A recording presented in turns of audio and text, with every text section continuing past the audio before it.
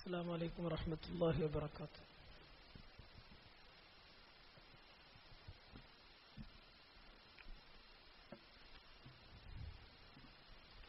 അല്ലാഹു സുബ്ഹാനഹു വ തആല നമ്മളെ ഇരുത്തത്തെ കബൂലാക്കുമാറാകട്ടെ.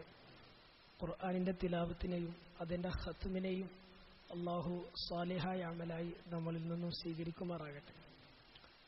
നമ്മളെ ടി.പി. അലി സാഹിബ് പറഞ്ഞതുപോലെ പരിശുദ്ധ ഖുർആനുമായിട്ട് നമുക്ക് എപ്പോഴും ഒരു ബന്ധം ഉണ്ടാവണം. ഖുർആനിന്റെ അഖിലുകാരായി നമ്മൾ മാറണം. അതുകൊണ്ട് ഖുർആൻ എല്ലാം മനസ്സിലാക്കി അറിഞ്ഞതിന് ശേഷം ഓതി തുടങ്ങാമെന്ന് വിചാരിച്ചാൽ മരണം വരെ ഒരാൾക്കും ഖുർആൻ ഓതാൻ കഴിയൂല.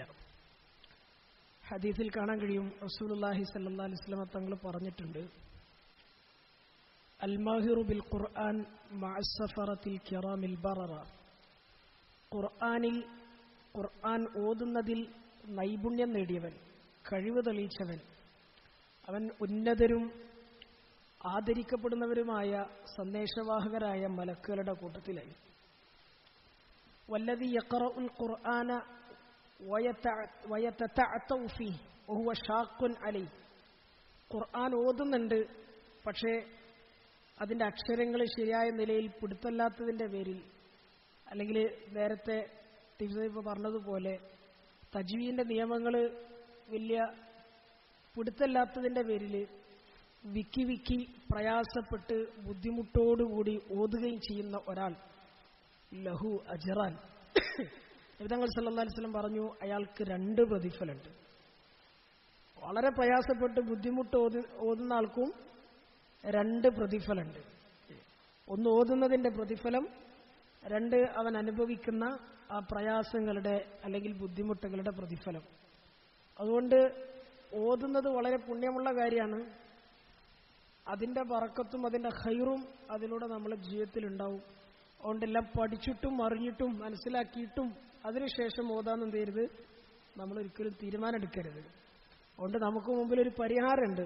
അള്ളാഹു ഇങ്ങനെ ഒരു പള്ളി, എല്ലാ നിലക്കും നമുക്ക് സ്വാതന്ത്ര്യമുള്ള ഒരു പള്ളി ഒരുക്കി തന്നു. പള്ളിൻ്റെ കീഴിൽ എല്ലാ ദിവസവും രാവിലെ സുബഹിക്ക് ശേഷം ഖുർആൻ പഠിക്കാനും മനസ്സിലാക്കാനുള്ള അവസരവും അതിൻ്റെ സദസ്സൊക്കെ അവിടെ നടക്കുന്നുണ്ട്. അതുകൊണ്ട് ഇതുവരെ അതിനെക്കുറിച്ചിട്ട് ആരെങ്കിലും അറിഞ്ഞിട്ടില്ലെങ്കിൽ അല്ലെങ്കിൽ ചിന്തിച്ചിട്ടില്ലെങ്കിൽ ഇനി മുതൽ എന്ത് ചെയ്യണം? ഇൻഷാ അല്ലാഹ് ആ കാര്യത്തിൽ നമുക്ക് നല്ലൊരു ചിന്തയും അതിനു വേണ്ട ഒരു പരിശ്രമവും നമ്മളെ ഭാഗത്തുനിന്നുണ്ടാകും. തയ്യാറെല്ലാവരും ഇൻഷാ അല്ലാഹ്.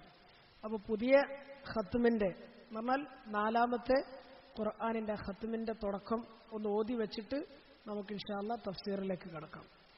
അഊദു ബില്ലാഹി മിനശ് ശൈത്വാനിർ റജീം.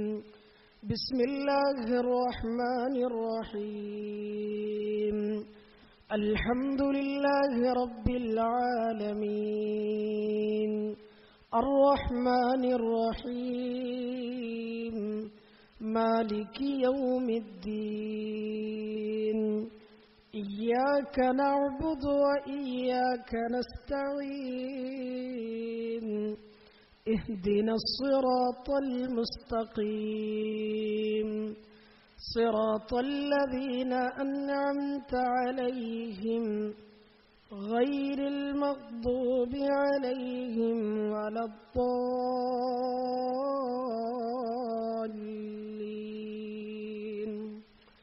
بسم الله الرحمن الرحيم. ألف لام ميم. ذلك الكتاب لا ريب فيه هدى للمتقين الذين يؤمنون بالغيب ويقيمون الصلاة ومما رزقناهم ينفقون والذين يؤمنون بما أنزل إليك وما أنزل من قبلك وبالآخرة هم يوقنون أولئك على هدى من ربهم وأولئك هم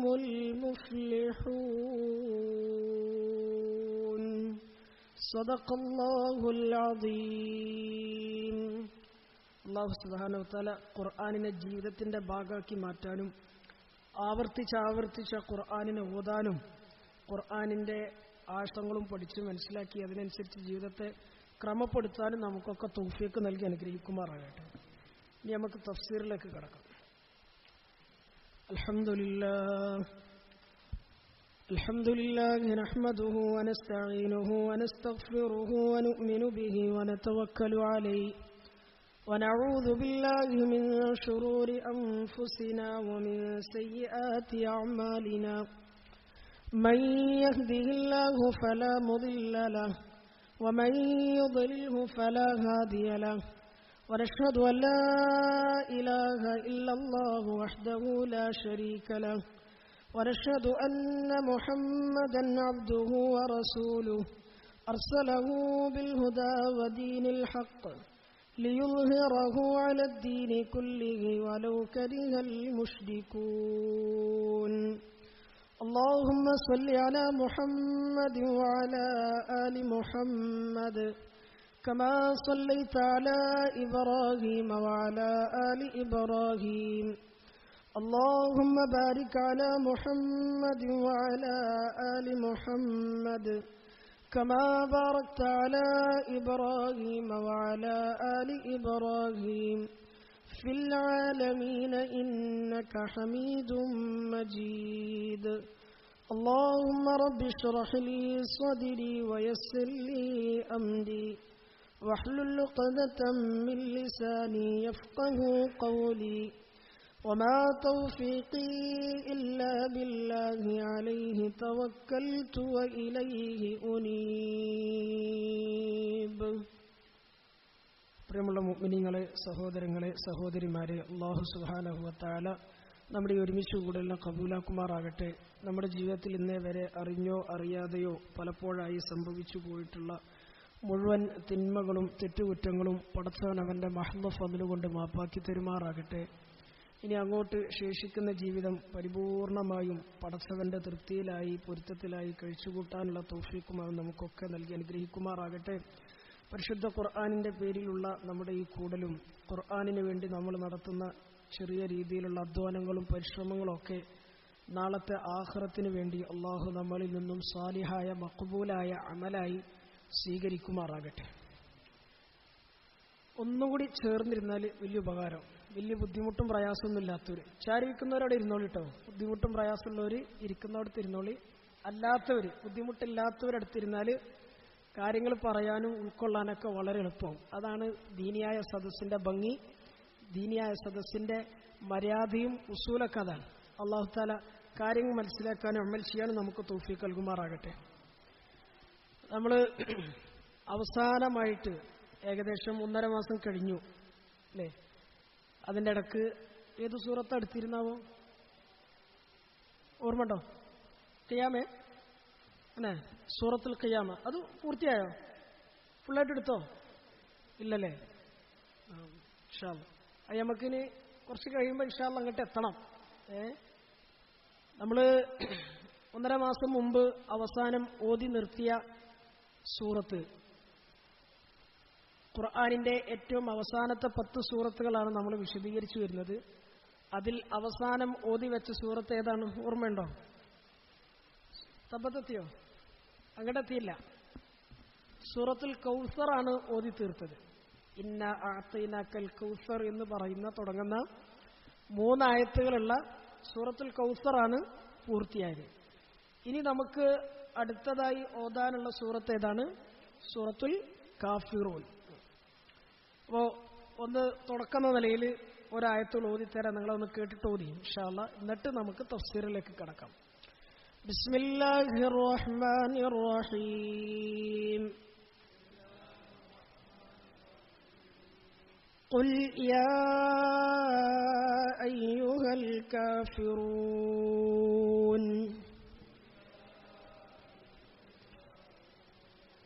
لا أعبد ما تعبدون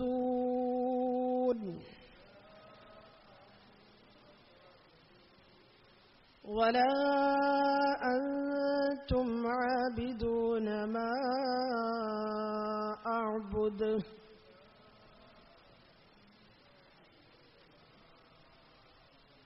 ولا أنا عابد ما عبدتم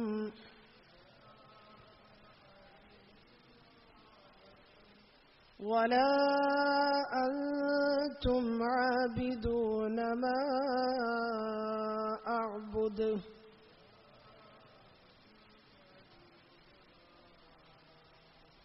لكم دينكم ولي دين. صدق الله العظيم. സൂറത്തുൽ കാഫിറൂൻ മക്കയിൽ അവതരിച്ച സൂറത്താണ്. 6 ആയത്തുകളാണ് ഈ സൂറത്തിലുള്ളത്. ഓർമ്മയിൽ വെക്കണം കേട്ടോ. എവിടെ ഇറങ്ങിയത്? നമ്മളിത് വെറുതെ ഇങ്ങനെ പറഞ്ഞ് സമയം തീർക്കലായി മാറരുത്.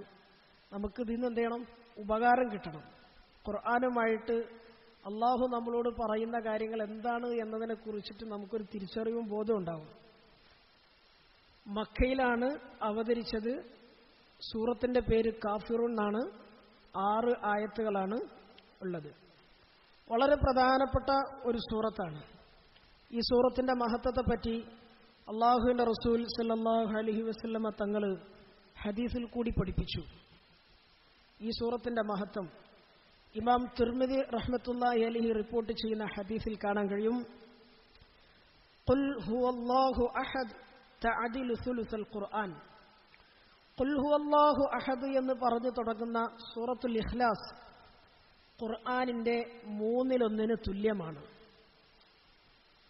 അതുപോലെ വഖുൽ യാ അയ്യുഹൽ കാഫിറൂൻ, ഖുൽ യാ അയ്യുഹൽ കാഫിറൂൻ എന്ന് തുടങ്ങുന്ന സൂറത്തുൽ കാഫിറൂൻ തഅദിലു റുബ്അൽ ഖുർആൻ, ഖുർആനിന്റെ 4/1 തുല്യമാണ്. റസൂലുള്ളാഹി സല്ലല്ലാഹു അലൈഹി വസല്ലമ തങ്ങൾ പഠിപ്പിച്ച പ്രധാനപ്പെട്ട ഹദീസാണ്. എന്താ പറഞ്ഞത്? സൂറത്ത് ഇഖ്ലാസ് മനപ്പാടല്ലേ? ഖുർആനിന്റെ 1/3 തുല്യമാണ്. സൂറത്തുൽ കാഫിറൂൻ മനപ്പാടുണ്ട്. പണ്ട് മുതലേ നമ്മൾ മനസ്സിലാക്കി വെച്ച സൂറത്താണ്. ഖുർആനിന്റെ 4/1 തുല്യമാണ് എന്ന് പറഞ്ഞാൽ അതിന്റെ ചുരുക്കം എന്താണ്?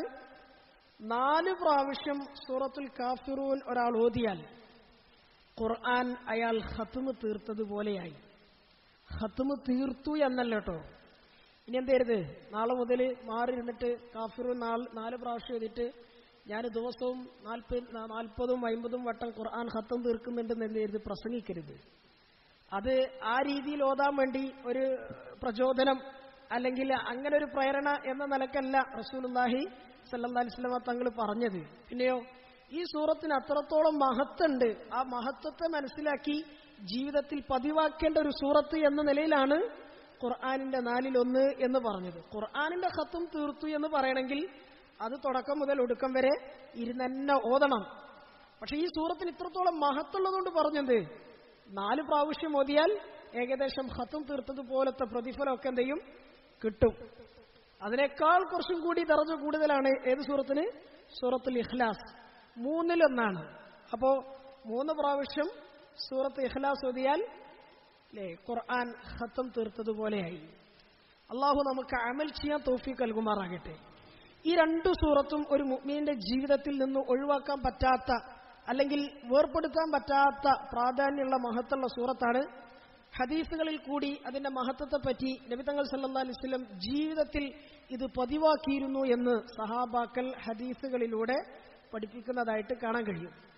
ഈ 2 സൂറത്തും ചില നമസ്കാരങ്ങളിൽ ഓതൽ പ്രധാനപ്പെട്ട സുന്നത്താണ്. ഇപ്പൊ നമ്മൾ മഗ്രിബ് നിസ്കരിച്ചു അല്ലേ? മഗ്രിബ് നിസ്കരിച്ചു കഴിഞ്ഞാൽ ശേഷമുള്ള 2 റക്അത്ത് സുന്നത്ത് നിസ്കാരമുണ്ട്. അത് റവാത്തിബ് സുന്നത്തിൽപ്പെട്ടതാണ്. സാധാ ഒരു സുന്നത്തല്ല. പിന്നെയോ റവാത്തിബ് സുന്നത്താണ്. എന്ന് പറഞ്ഞാൽ വളരെ പ്രാധാന്യത്തോടുകൂടി ഒഴിവാക്കാൻ പാടില്ലാത്ത തരത്തിൽ നമ്മുടെ ജീവിതത്തിൽ പതിവാക്കേണ്ട 2 റക്അത്ത് സുന്നത്ത് നിസ്കാരം. ഹദീസിൽ കാണാൻ കഴിയും മഗ്രിബിന്റെ 2 റക്അത്തിൽ എന്ന് പറഞ്ഞാൽ 2 റക്അത്ത് സുന്നത്ത് നമസ്കാരത്തിൽ സാധാരണ റസൂലുള്ളാഹി സ്വല്ലല്ലാഹു അലൈഹി വസല്ലം തങ്ങൾ ഓതാറുണ്ടായിരുന്നത് ആദ്യത്തെ റക്അത്തിൽ സൂറത്തുൽ കാഫിറൂനും രണ്ടാമത്തെ റക്അത്തിൽ സൂറത്തുൽ ഇഖ്ലാസുമായിരുന്നു.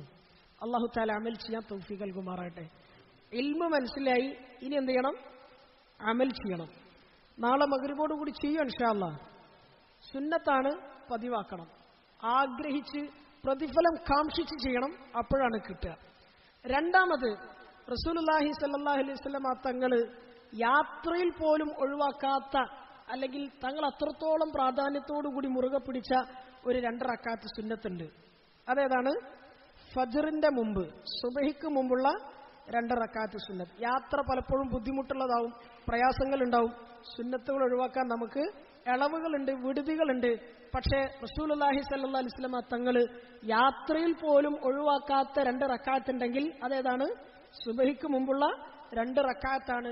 ഈ 2 റക്അത്തുകളിൽ ആദ്യത്തേതിൽ ഫാത്തിഹ കഴിഞ്ഞാൽ നബി തങ്ങൾ സല്ലല്ലാഹു അലൈഹി വസല്ലം സാധാരണ ഓതാറുണ്ടായിരുന്നത് ഒന്നാമത്തേത് സൂറത്തുൽ കാഫിറൂനും രണ്ടാമത്തെ റക്അത്തിൽ സൂറത്തുൽ ഇഖ്ലാസുമായിരുന്നു എന്ന് ഹദീസിൽ കാണാൻ കഴിയും.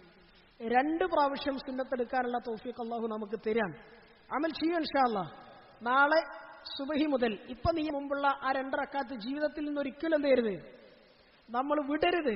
അഥവാ എന്തെങ്കിലും കാരണം കൊണ്ട് നമുക്ക് സുബഹിക്ക് മുമ്പ് 2 റക്അത്ത് കിട്ടിയില്ല എന്ന് വെക്കിൻ, സുബഹി നിസ്കാരം അത്രയും പ്രാധാന്യമുള്ള സുന്നത്താണ്. 2 റക്അത്തിൽ ആദ്യത്തിൽ ഏത് ഓതണം? സൂറത്തുൽ കാഫിറൂൻ ഓതണം.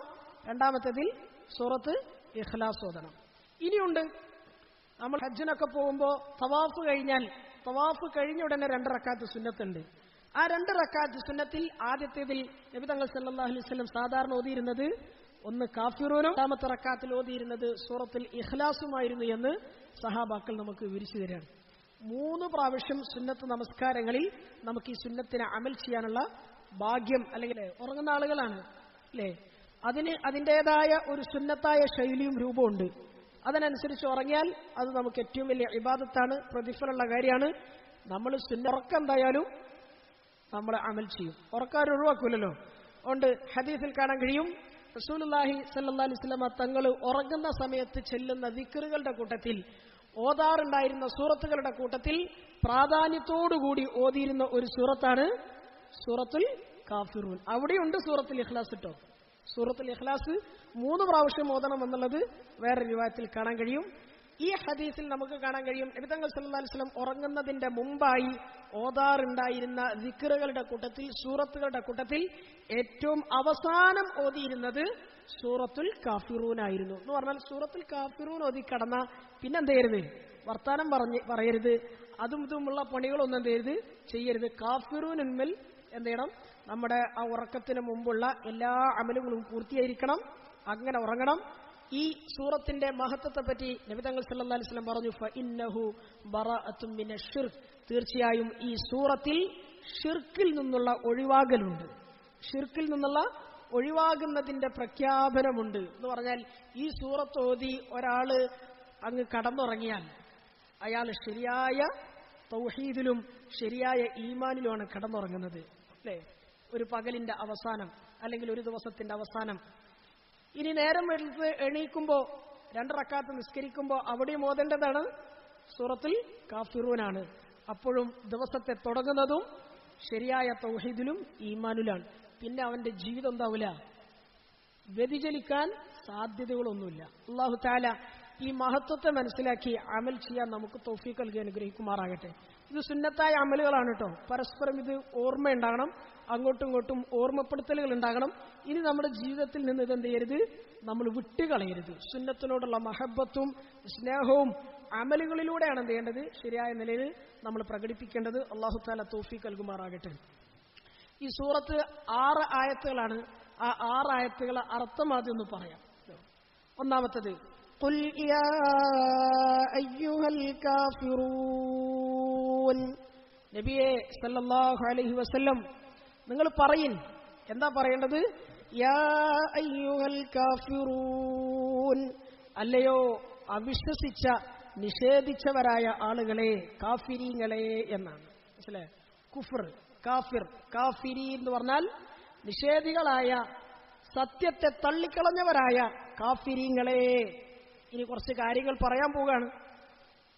ഒരു മുസ്ലിമിന്റെ അല്ലെങ്കിൽ ഒരു മുഅ്മിനിന്റെ നിലപാട് പ്രഖ്യാപനം ഇങ്ങനെയാണ്. അല്ലാഹു നബി തങ്ങൾ സല്ലല്ലാഹു അലൈഹി വസല്ലമയെ കൊണ്ട് പറയിപ്പിച്ചു. ആദ്യത്തേത്, ലാ അഅ്ബുദു മാ തഅ്ബുദൂൻ, നിങ്ങൾ ആരാധിക്കുന്നതിനെ ഞാൻ ആരാധിക്കുകയില്ല. മനസ്സിലായോ?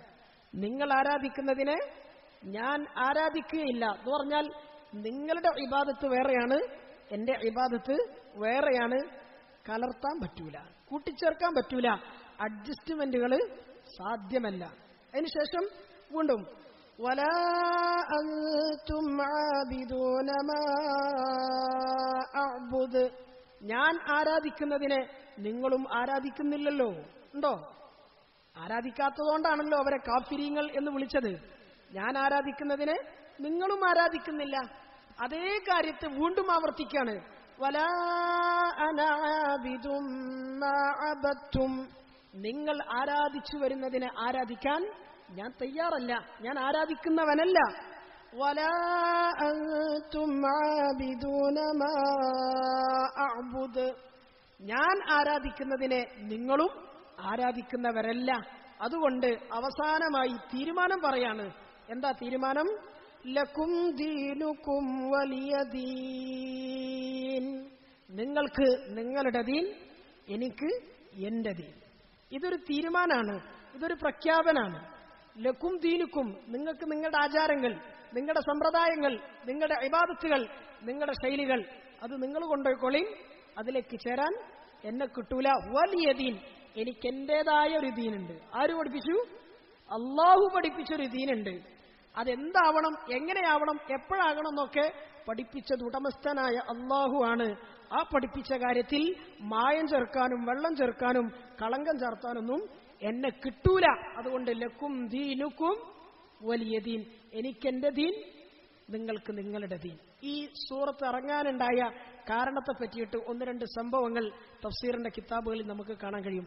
റസൂലുള്ളാഹി സ്വല്ലല്ലാഹു അലൈഹി വസല്ലമ തങ്ങൾ മക്കയിൽ 13 വർഷമാണ് ഖുറൈശികൾക്കിടയിൽ നുബുവത്തിന്റെ പരിശ്രമം നടത്തിയത്, ദഅവത്ത് നടത്തിയത്.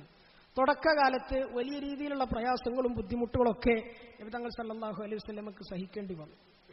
നാട്ടിൽ ഭയങ്കര പ്രശ്നങ്ങളായി, ആഭ്യന്തര പ്രശ്നങ്ങളുണ്ടായി, ഇഖ്തിലാഫുകളുണ്ടായി, നാട്ടുകാർ പരസ്പരം അങ്ങോട്ടും ഇങ്ങോട്ടും ചേരിതിരിഞ്ഞ് പോരടിക്കുന്ന അവസ്ഥകളുണ്ടായി.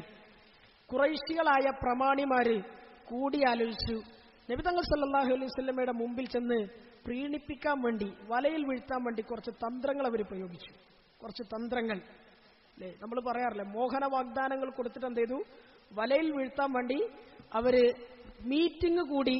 അതിൽ നിന്ന് 4-5 പ്രമുഖരായ ഖുറൈശി നേതാക്കന്മാരെ അവർ തെരഞ്ഞെടുത്തു. അതിൽ ഏറ്റവും പ്രധാനപ്പെട്ട ആള് ഒന്ന് വലീദ് ബിൻ മുഗീറയാണ്. വലീദ് ബിൻ മുഗീറ, നമ്മൾ ഖാലിദ് ബിൻ വലീദ് റളിയല്ലാഹു അൻഹു കേട്ടില്ലേ? ഖാലിദ് റളിയല്ലാഹു അൻഹുവിന്റെ വാപ്പയാണ് ആര്? വലീദ് എന്ന് പറയുന്നതാണ്. പക്ഷേ ആൾക്ക് എന്ത് ചെയ്യാൻ പറ്റിയില്ല, മുസ്ലിം ആകാനോ മുഅ്മിനാകാനോ ഭാഗ്യം കിട്ടിയിട്ടില്ല. ഒന്നാമത്തെ ഖുറൈശി നേതാവ്. രണ്ടാമത്തത് ആസിബിന് വായിൽ, ആസിബിന് വായിൽ എന്ന് പറയുന്ന നേതാവ്. മൂന്നാമത്തത് അൽ അസ്വദ് ബിൻ മുത്തലിബ്, അസ്വദ് എന്ന് പറയുന്ന ഒരു മനുഷ്യൻ. നാലാമത്തത് ഉമയ്യത്ത് ബിൻ ഖലഫ്, ബിലാൽ റളിയല്ലാഹു അൻഹുവിന്റെ മുതലാളി, യജമാനൻ. ഇവരൊക്കെ ഖുറൈശികളുടെ കൂട്ടത്തിലെ തലതൊട്ടപ്പന്മാരാണ്, നേതാക്കന്മാരാണ്. വേറെയും കുറച്ച് ആളുകൾ എന്ത് ചെയ്തു, കൂട്ടത്തിൽ തെരഞ്ഞെടുത്തു. എന്നിട്ട് റസൂലുള്ളാഹി സ്വല്ലല്ലാഹു അലൈഹി വസല്ലമ തങ്ങളുടെ അടുക്കലേക്ക് പറഞ്ഞയച്ചു. അല്ലേ, കരാറുണ്ടാക്കാൻ, സന്ധി സംഭാഷണം നടത്താനാണ് വരുന്നത്. അവർ വന്നിട്ട് നബി തങ്ങൾ സല്ലല്ലാഹു അലൈഹി വസല്ലമയുടെ മുമ്പിൽ കുറച്ച് ഓഫറുകൾ വെച്ചു. മുഹമ്മദേ സല്ലല്ലാഹു അലൈഹി വസല്ലം, നീ വന്നതിന് ശേഷം, നീ നുബുവത്ത് കിട്ടി നബിയായി വന്നതിന് ശേഷം നാട്ടിൽ ഭയങ്കര പ്രശ്നങ്ങളാണ്, ഞങ്ങൾക്ക് സ്വസ്ഥമായ ജീവിതം നഷ്ടപ്പെട്ടു, ഞങ്ങളെ വീട്ടിലും നാട്ടിലും കൂട്ടിലൊക്കെ ആകെ പ്രശ്നങ്ങളാണ്, ഭയങ്കര അടിയും പിടിയാണ്. എന്താ നിന്റെ വിചാരം, എന്താ നിന്റെ പ്ലാൻ? നീ ഇപ്പോൾ ഇതുകൊണ്ട് ഉദ്ദേശിക്കുന്നത് ഞങ്ങളുടെ നാട്ടിലെ ഏറ്റവും നല്ല സുന്ദരിയായ ഏതെങ്കിലും ഒരു പെണ്ണിനെ കെട്ടി സ്വസ്ഥമായ ജീവിതം കിട്ടണമെന്നാണ് ആഗ്രഹിക്കുന്നതെങ്കിൽ ഒന്ന് പറഞ്ഞേരും, ഒന്ന് പറഞ്ഞാൽ മതി. ഞങ്ങളുടെ നാട്ടിലെ ഏറ്റവും നല്ല പെണ്ണിനെ നോക്കി നിനക്ക് വിവാഹം കഴിച്ചു തരാം. ഇനി അതല്ല, ഇതുകൊണ്ട് നീ ഉദ്ദേശിക്കുന്നത് ഞങ്ങളുടെ കൂട്ടത്തിൽ ഏറ്റവും വലിയ ധനാഢ്യനായി സമ്പന്നനായി മാറണമെന്നാണെങ്കിൽ നീ പറഞ്ഞാൽ മതി. ഞങ്ങളൊക്കെ ഞങ്ങളുടെ സമ്പത്തിന്റെ വലിയൊരു ഓഹരി വിഹിതം നിനക്ക് വേണ്ടി ഒരുമിച്ച് കൂട്ടിയിട്ട് ഞങ്ങളുടെ കൂട്ടത്തിലെ ഏറ്റവും വലിയ മുതലാളിയായി നിന്നെ പ്രഖ്യാപിക്കാം. ഇനി അതല്ല, ഞങ്ങളുടെ കൂട്ടത്തിൽ ഒരു പ്രമാണിയായി രാജാവിനെ പോലെ കൽപ്പിക്കുന്ന, അല്ലെങ്കിൽ കീഴിൽ പ്രജകളും കൂടെ നടക്കാൻ ആളുകളൊക്കെ ഉള്ള ഒരു പ്രമാണിയായി ജീവിക്കാനാണ് നീ താല്പര്യപ്പെടുന്നതെങ്കിൽ അങ്ങനെ പറ. ഞങ്ങളുടെ കൂട്ടത്തിലെ ഏറ്റവും വലിയ പ്രമാണിയായി നിന്നെ ഞങ്ങളങ്ങ് വാഴിക്കാം, ഞങ്ങളങ്ങ് ഇങ്ങനെ കുറെ വാഗ്ദാനങ്ങൾ കൊടുത്തു.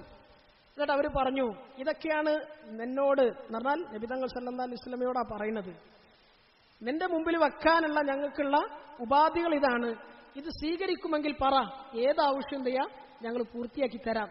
ഇനി അതല്ല, നിനക്ക് ഇതൊന്നും തൃപ്തിയാവൂല, നീ സമ്മതിക്കൂല എന്നാണെങ്കിൽ അടുത്തൊരു കരാറ് ഞങ്ങൾക്ക് നിന്റെ മുമ്പിൽ വെക്കാനുള്ളത്. ആ കരാറിലാണ് അള്ളാഹ്ക്ക് ഇവരോടുള്ള വെറുപ്പ് കൂടിയത്.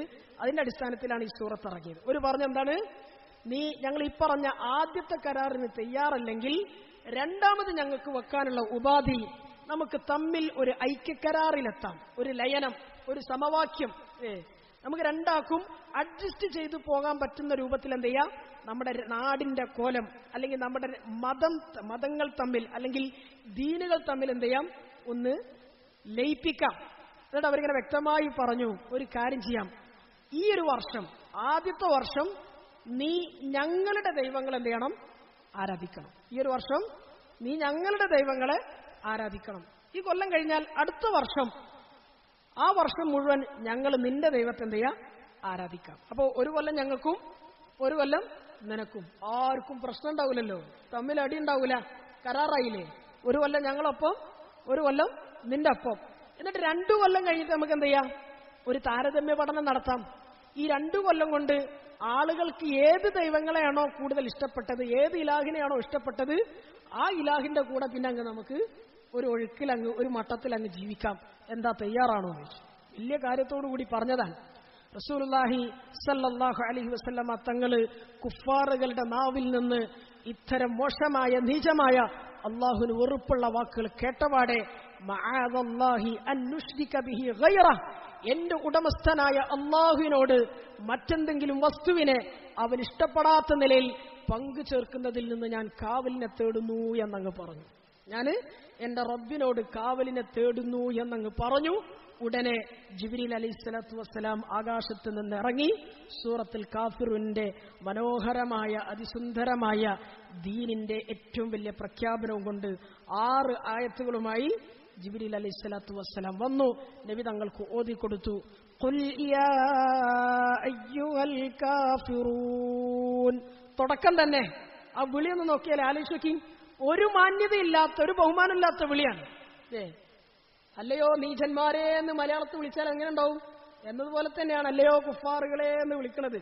നിഷേധികളെ എന്നാ വിളിച്ചത്, തള്ളിക്കളയുന്നവരെ, ബുദ്ധിയെ ശരിയായ നിലയിൽ പ്രയോഗിക്കാത്ത ആളുകളെ, നിങ്ങളായിട്ട് ഒരു കോംപ്രമൈസിനും തയ്യാറല്ല കേട്ടോ, എനിക്ക് എന്റെ ദീൻ, നിങ്ങൾക്ക് നിങ്ങളുടെ ദീൻ.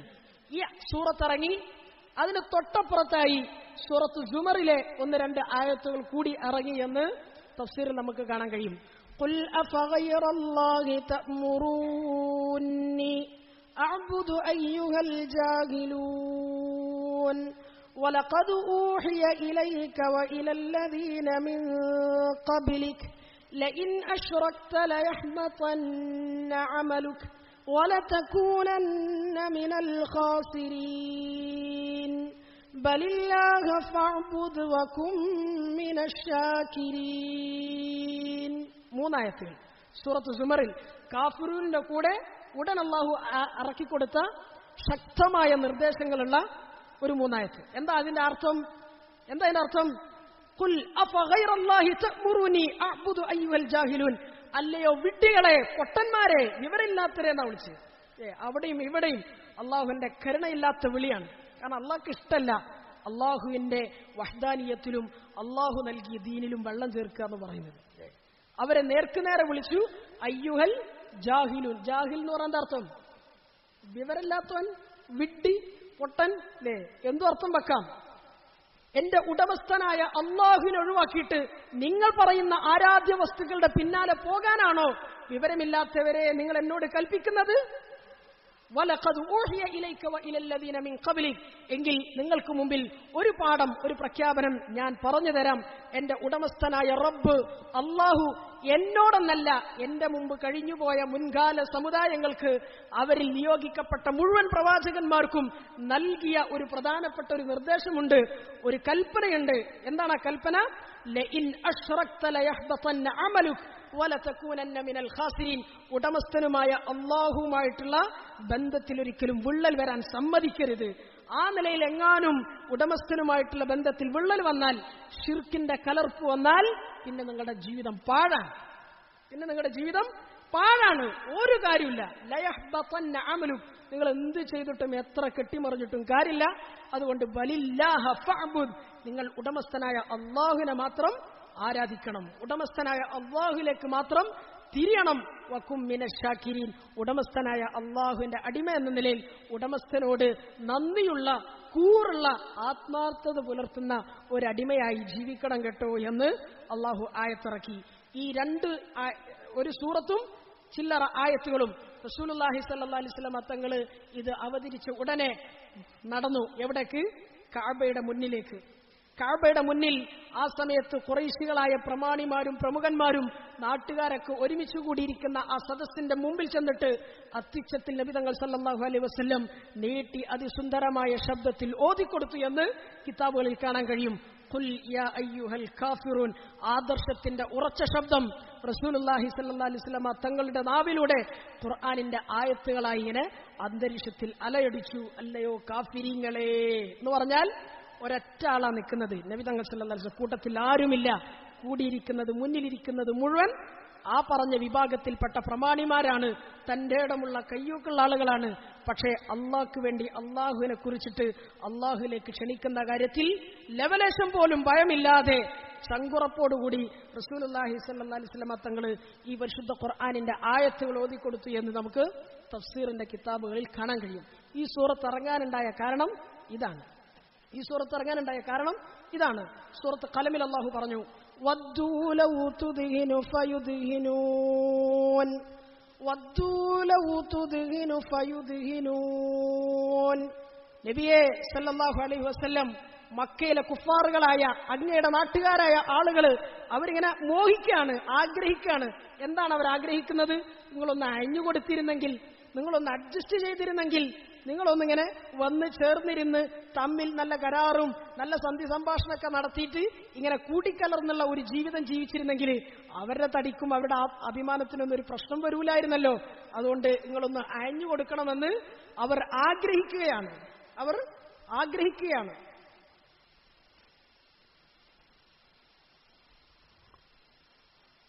ണ്ടോ? ഈ സൂറത്തിന്റെ ഇപ്പൊ ഈ പറഞ്ഞ ഈ ഓതിയ ആയത്തിന്റെ തഫ്സീറിൽ നമുക്ക് കാണാൻ കഴിയും. നേരത്തെ പറഞ്ഞ അതേ ആള് വലീദ് ഇബ്നു മുഗീറ വന്നിട്ട് നബി തങ്ങൾ സല്ലല്ലാഹു അലൈഹി വസല്ലമയുടെ മുമ്പിൽ കുറെ കാര്യങ്ങൾ പറഞ്ഞ് നബി തങ്ങളെ വലയിലാക്കാൻ നോക്കി. അള്ളാഹ്ക്ക് ഇഷ്ടപ്പെട്ടില്ല. ആ വരവും ആ വർത്തമാനവും നബി തങ്ങൾ സല്ലല്ലാഹു അലൈഹി വസല്ലമ തങ്ങളുടെ മുമ്പിലുള്ള അയാളുടെ പ്രസംഗമൊന്നും അള്ളാഹ്ക്ക് ഇഷ്ടപ്പെട്ടില്ല. അതിനെ വിമർശിച്ചുകൊണ്ടാണ് അള്ളാഹു ആയത്തിറക്കിയത്. ഈ വലീദ് എന്ന് പറഞ്ഞ ആള് ഒരു കാലത്ത് എന്ന് പറഞ്ഞാൽ നുബുവത്തിന്റെ തുടക്കത്തിലെ ഖുർആനിന്റെ സൗന്ദര്യവും ഖുർആൻ ഹക്കാണെന്നുള്ള യാഥാർത്ഥ്യവും മനസ്സിലാക്കി അതിനെക്കുറിച്ചിട്ട് വശ്യമായ നിലയിൽ ഖുറൈശികളുടെ മുമ്പിൽ പ്രസംഗിച്ച ആളാ. ഇന്ന ലഹു ലഹലാവ വ ഇന്ന അലൈഹി ലതലാവ. വലീദ് എന്ന് പറഞ്ഞാൽ അന്നത്തെ നാട്ടിലെ പ്രമാണിയാണ്, വലിയ സാഹിത്യപ്പെടുവാണ്. അയാളുടെ മുകളിൽ നിൽക്കാൻ ഭാഷയെക്കുറിച്ച് സാഹിത്യത്തെക്കുറിച്ച് അറിയുന്ന ഒരാളും മക്കയിലില്ല. അയാൾ ഖുർആനിന്റെ ആയത്തുകൾ കേട്ടു. സൂറത്ത് ഫുസ്സിലത്തിന്റെ ആദ്യത്തെ 2-3 പേജുകളോളം അയാൾ കേട്ടു. ആ ഖുർആനിന്റെ ആയത്തുകളിൽ മയങ്ങി അതിൽ ലയിച്ചിട്ട് അയാൾ ഇങ്ങനെ അത്ഭുതപരതന്ത്രനായി ഖുറൈശികളുടെ മുമ്പിൽ വന്നിട്ട് അയാൾ ഒരു പ്രസംഗം നടത്തുന്നുണ്ട്. കിതാബുകളിൽ കാണാൻ കഴിയും. ഇന്നലഹു ലഹലാവ. ഹാ, എത്ര മധുരമുള്ള പരിശുദ്ധ ഖുർആനിന്റെ വരികളാണ് ഞാൻ കേട്ടത്. വ ഇന്ന അഅ്ലാഹു ലമുസ്മിർ വ ഇന്ന അലൈഹി ലതലാവ. ആ ഖുർആനിന്റെ സൗരഭ്യം എത്ര ആസ്വാദ്യകരമാണ്. തീർച്ചയായും അതിങ്ങനെ വളർന്ന് പന്തലിച്ച് കിടക്കുന്ന ഒരു വടവൃക്ഷം പോലെ നിൽക്കുകയാണ്. അതിന്റെ ശിഖരങ്ങളൊക്കെ ആകാശത്തിലേക്ക് ഇങ്ങനെ ആകാശം മുട്ടെ വളർന്ന് പന്തലിച്ച് കിടക്കുന്നുണ്ട്. വ ഇന്ന അസ്ഫലഹു ലമുഗ്ദിക്. അതിന്റെ അടിവേരുകൾ ഭൂമിയിലേക്ക് ഊർന്നിറങ്ങി കിടക്കുകയാണ് എന്ന് പറഞ്ഞാൽ ഉറച്ചു നിൽക്കുകയാണ്. വ ഇന്നഹു യഅലു വലാ യുഅല അലൈഹി. ഈ ഖുർആനിനെ അതിജയിക്കാൻ മക്കക്കാരായ മനുഷ്യന്മാരായ നമ്മുടെ സാഹിത്യ കൃതികൾക്കോ പ്രസംഗങ്ങൾക്കോ കഴിയൂല എന്ന് ഒരു കാലത്ത് വലീദ് പ്രസംഗിച്ചിട്ടുണ്ട്. ഖുർആൻ ശരിയാണെന്നും ഹക്കാണെന്നും അള്ളാഹു ഉണ്ടെന്നും അള്ളാഹു മാത്രമാണെന്നും മനസ്സിലാക്കിയ ആളാണ് ആര്? വലീദ്. പക്ഷേ നാട്ടിലെ നിൽപ്പും അദ്ദേഹത്തിന്റെ സ്ഥാനവും നാട്ടിലെ പ്രമാണിത്വം ചോദ്യം ചെയ്യപ്പെടുന്ന ഒരവസ്ഥ വന്നപ്പോ നാട്ടിൽ നിക്കക്കള്ളില്ലാതാകുന്നുള്ള ആ ഒരു ബേജാറ് വന്നപ്പോ എന്ത് ചെയ്തു? സത്യത്തിൽ നിന്ന് മറുകണ്ഠം ചാടി. പറഞ്ഞതൊക്കെ അയാള് വളച്ചൊടിച്ചു. എന്നിട്ട് അവസാനം പറഞ്ഞെന്താണ്? ഖുർആൻ സിഹറാണെന്ന് പറഞ്ഞു, മാരണാണെന്ന് പറഞ്ഞു, ഖുർആനിനെ ആക്ഷേപിച്ചു. അതുകൊണ്ട് ആ ആക്ഷേപത്തെ അല്ലാഹ്ക്ക് ഇഷ്ടപ്പെട്ടില്ല. അയാൾക്ക് വേണ്ടി സഉസ്ലിഹി സഖർ, വലീദിന് വേണ്ടി സഖർ ഞാൻ ഒരുക്കി വെച്ചിരിക്കുന്നു എന്ന് അല്ലാഹു പറഞ്ഞു. ഈ വലീദ് പല പ്രാവശ്യം റസൂലുള്ളാഹി സ്വല്ലല്ലാഹു അലൈഹി വസല്ലമ തങ്ങളുടെ മുമ്പിൽ വന്നിട്ട് ഓരോ കാര്യങ്ങൾ പറഞ്ഞ് പലതും പറഞ്ഞ് നബി തങ്ങളെങ്ങനെ വശീകരിക്കാൻ നോക്കിയപ്പോ ആ വശീകരണം, അയാളുടെ വർത്തമാനങ്ങൾ അല്ലാഹ്ക്ക് ഇഷ്ടപ്പെട്ടില്ല. വലീദിനെ രൂക്ഷമായ നിലയിൽ വിമർശിച്ചുകൊണ്ട് കുറ്റപ്പെടുത്തിക്കൊണ്ട് സൂറത്ത് ഖമറിൽ അല്ലാഹു ആയത്തിറക്കി. സൂറത്ത് ഖലമിൽ അല്ലാഹു ആയത്തിറക്കി. വദ്ദൂ ലൗ തുദ്ഹിനു ഫയുദ്ഹിനൂൻ വലാ തുതിഅ കുല്ല ഹല്ലാഫിൻ മഹീൻ ഹമ്മാസിൻ മശ്ശാഇൻ ബിനമീം മന്നാഇൻ ലിൽ ഖൈരി മുഅ്തദിൻ അഫീം ഉതുല്ലിൻ ബഅദ ദാലിക സനീം. നബിയെ സല്ലല്ലാഹു അലൈഹി വസല്ലം അനുസരിച്ചു പോകരുത് ആ വൃത്തികെട്ടവനെ. ആരെ കുറിച്ചാണ് പറയുന്നത്? വലീദ് ഇബ്നു മുഗീറ. വലാ തുതിഅ, നബിയെ നിങ്ങൾ അനുസരിച്ചു പോകരുത്, കേൾക്കരുത്, അവഗണിച്ചേക്കണം. കുല്ല ഹല്ലാഫിൻ മഹീൻ, ഉള്ളതിനും ഇല്ലാത്തതിനും വെറുതെ ഇങ്ങനെ സത്യം ചെയ്തു പറയുന്ന ഒരാളുണ്ട് നിങ്ങളുടെ കൂട്ടത്തിൽ. ആരാണത്? വലീദാണ്. മഹീൻ, അവൻ നീചനാണ്, നിന്ദ്യനാണ്, ഒന്നിനും കൊള്ളാത്തവനാണ്. ഹമ്മാസിൻ മശ്ശാഇൻ ബിനമീം, ജനങ്ങളുടെ കുറ്റവും കുറവും പറഞ്ഞു നടക്കുന്ന ആളാണ്. ഏഷണിയും പരദൂഷണവും ജീവിതത്തിന്റെ ശീലമാക്കി മാറ്റിയ ആളാണ്. അതുകൊണ്ട് അങ്ങനത്തെ ആളുകൾ അനുസരിക്കരുത്. ബാങ്കിന് ജവാബ് പറയും.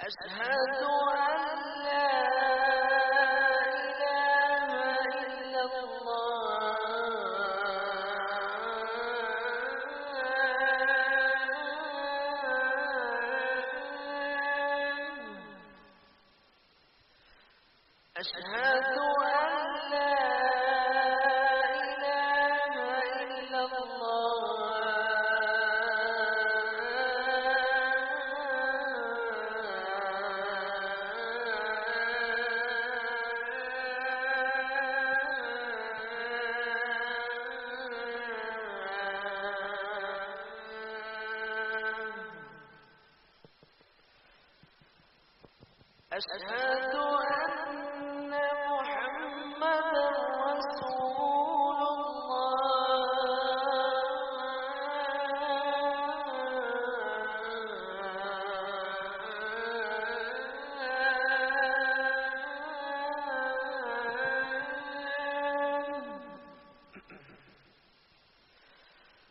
أشهد أن محمدا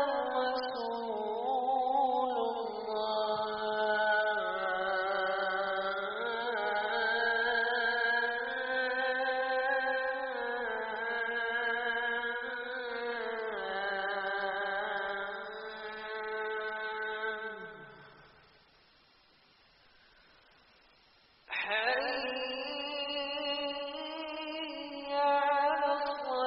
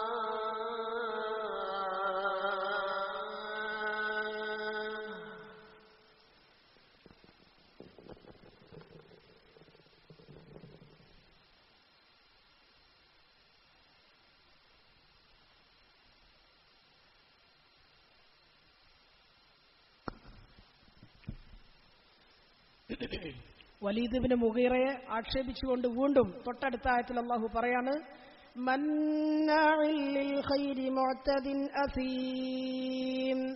നന്മകൾക്ക് തടസ്സം നിൽക്കുന്നവനാണവൻ, നന്മകൾക്ക് വിഘാതം സൃഷ്ടിക്കുന്നവനാണവൻ. അസീം, മുഅ്തദിൻ അസീം, അവൻ അക്രമകാരിയാണ്.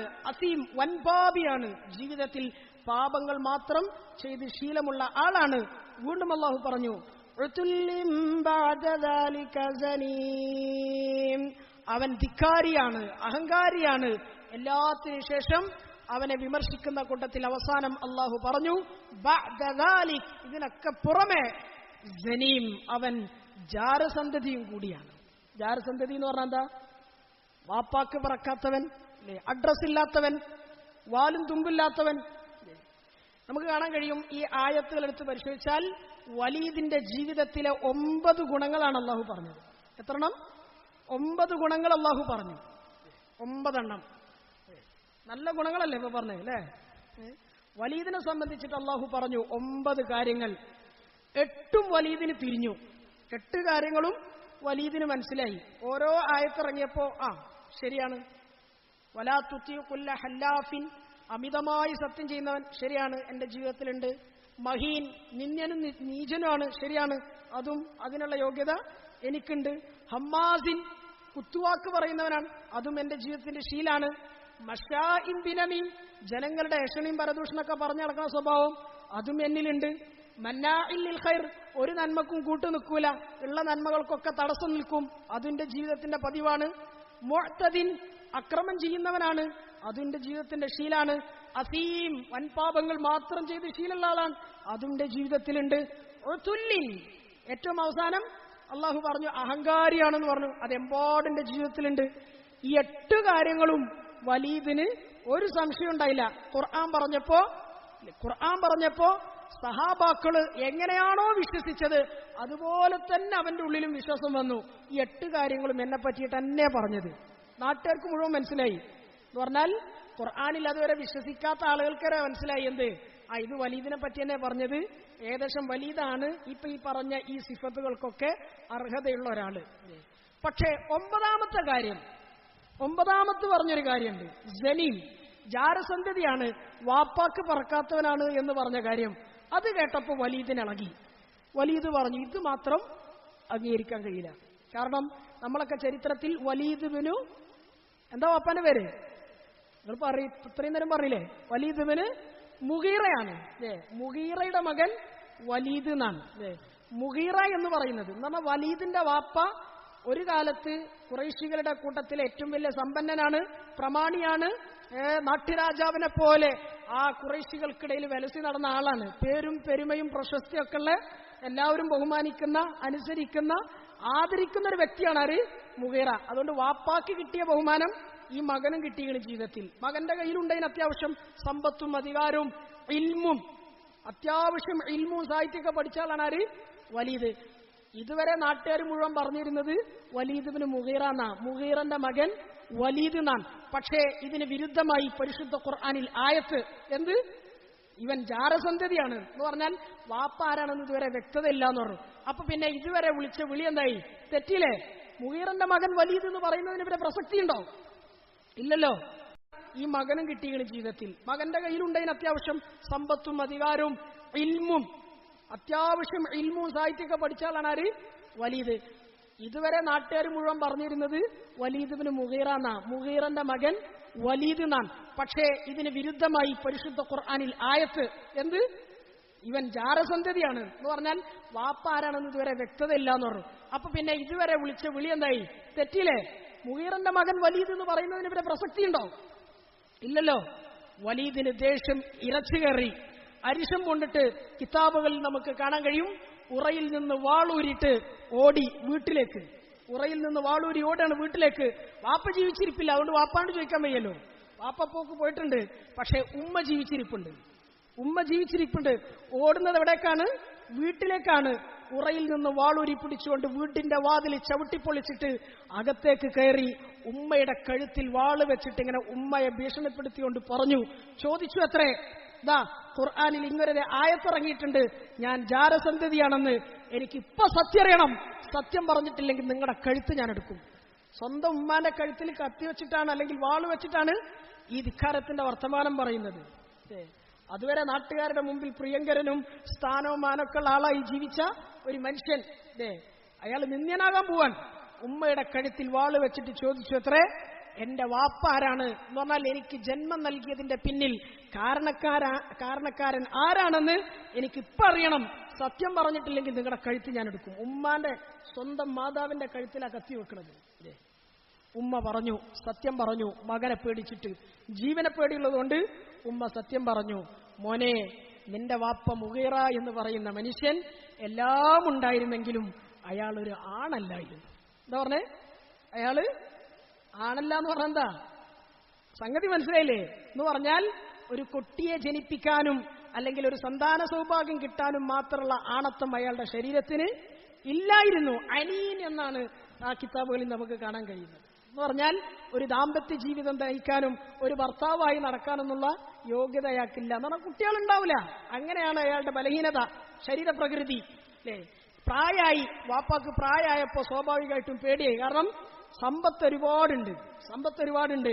ഇത് ഇനി എന്റെ മരണത്തിന് ശേഷം, എന്റെ കാലശേഷം ഇത് അനർഹരിലേക്ക് എത്തപ്പെടുമോ, ഇത് വേറെ ആരെങ്കിലും കയറി വന്നിട്ട് കൈകാര്യം ചെയ്യുമോ എന്നുള്ള പേടി കൊണ്ട് വാപ്പ ചെയ്ത പണിയാണെന്ത്? വാപ്പ ചെയ്ത പണിയുടെ ഫലാണ് ഈ നിൽക്കുന്ന നീ വലീദ് എന്ന് പറഞ്ഞാൽ. പച്ചക്ക് പറഞ്ഞാൽ നിന്റെ ഉമ്മയായി എന്നെ കൂട്ടിക്കൊടുത്തു വാപ്പ. ആർക്ക് കൂട്ടിക്കൊടുത്തു? നമ്മുടെ വീട്ടിൽ വേലക്കാരനായി ആടുകളെ നോക്കാൻ വന്നിരുന്ന ഒരു അടിമയില്ലേ, ആ അടിമയുടെ കൂടെ എന്നെ കിടത്തി. ആര്? സ്വന്തം ഭർത്താവ്, നിന്റെ വാപ്പ. കിടത്തിയിട്ട് എന്ത് ചെയ്തു? എനിക്ക് ജന്മം നൽകാൻ അതൊരു കാരണമായി. ഈ രഹസ്യം, ഈ സത്യം മദീനയിലെ അല്ലെങ്കിൽ മക്കയിലെ ആർക്കും അറിയാത്തൊരു കാര്യമായിരുന്നു. പക്ഷേ അല്ലാഹു സുബ്ഹാനഹു വ തആല അല്ലാഹുവിന്റെ ദീനിനെതിരെ കളിച്ചപ്പോ വലീദ് ഇബ്നു മുഗീറയുടെ ജീവിതത്തിന്റെ അടിവേര് മാന്തി ഖുറൈശികളുടെ നാട്ടിൽ മുഴുവൻ പാട്ടായി. എന്ത്? വലീദ് വാപ്പയില്ലാത്ത ആളാണ്. അതുവരെ വലിയ സ്ഥാനവും മാനക്കുള്ള ആളായിരുന്നു. ഇപ്പോഴാണ് മനസ്സിലായത് ഇത് വാപ്പ എന്ന് പറയാൻ യോഗ്യതയില്ലാത്ത ഒരു കേവലം അടിമയാണ് വലീദിന്റെ ശരിയായ വാപ്പ. മുഗീറ പിന്നെ ഒരു ചൊർക്കിനൊരു അലങ്കാരത്തിന് തൽക്കാലം വാല് ചേർത്തു കൊടുത്തതാണ്. ദുനിയാവിൽ അവനെ അള്ളാഹു നീചനാക്കി, നിന്ദ്യനാക്കി. അതോടുകൂടി നാട്ടിലുണ്ടായിരുന്ന പേരും പെരുമയും പ്രശസ്തിയും ആ സ്വീകരണവും ആദരവൊക്കെ അങ്ങ് പോയി കിട്ടി. അത് ദുനിയാവിലെ നഷ്ടം കണ്ടു. ആഖിറത്തിൽ അവന് ചെല്ലുമ്പോ അവന് വേണ്ടി ഒരുക്കി വെച്ച ആ നരകത്തെപ്പറ്റി അവൻ ജീവിച്ചിരിക്കെ അവന്റെ ചെവികളിൽ അള്ളാഹു കേൾപ്പിച്ചു, സഉസ്ലിഹി സഖർ, വലീദിന് ഞാൻ ഒരുക്കി വെച്ചിരിക്കുന്നത് സഖർ എന്ന നരകമാണ് എന്ന് അള്ളാഹു പറയാൻ. എന്ന് പറഞ്ഞാൽ ചുരുക്കത്തിൽ അവന്റെ ദുനിയാവും പോയി, ആഖിറവും പോയി. അള്ളാഹ് കാക്കുമാറാകട്ടെ. ഇത് നമുക്കൊക്കെ ഒരു മുന്നറിയിപ്പാണ് കേട്ടോ. ഇത് നമുക്കൊക്കെ മുന്നറിയിപ്പാണ്. ദീനിനെതിരെ കളിക്കുന്നവർ, ദീനിനെ പരിഹസിക്കുന്നവർ, അള്ളാഹുവിന്റെ റസൂൽ സല്ലല്ലാഹു അലൈഹി വസല്ലമ തങ്ങളെയും തങ്ങൾ കൊണ്ടുവന്ന സുന്നത്തിനെയും തങ്ങളിലൂടെ നമ്മളിലേക്ക് എത്തിയ ദീനിനെയും കൊഞ്ഞനം കുത്തുന്നവർ ദുനിയാവിൽ അനുഭവിക്കേണ്ടി വരും, ആഖിറത്തിലും അനുഭവിക്കേണ്ടി വരും. അതിന്റെ ഏറ്റവും വലിയ ദുരനുഭവമാണ് വലീദിന്റെ ജീവിതത്തിൽ സംഭവിച്ചത് എന്ന് മുഫസ്സിരീങ്ങൾ വിശുദ്ധ ഖുർആനിന്റെ തഫ്സീറിന്റെ കിതാബുകളിൽ എഴുതി വച്ചതായി നമുക്ക് കാണാൻ കഴിയും. വലീദിന്റെ ദുനിയാവും പോയി, ആഖിറവും പോയി.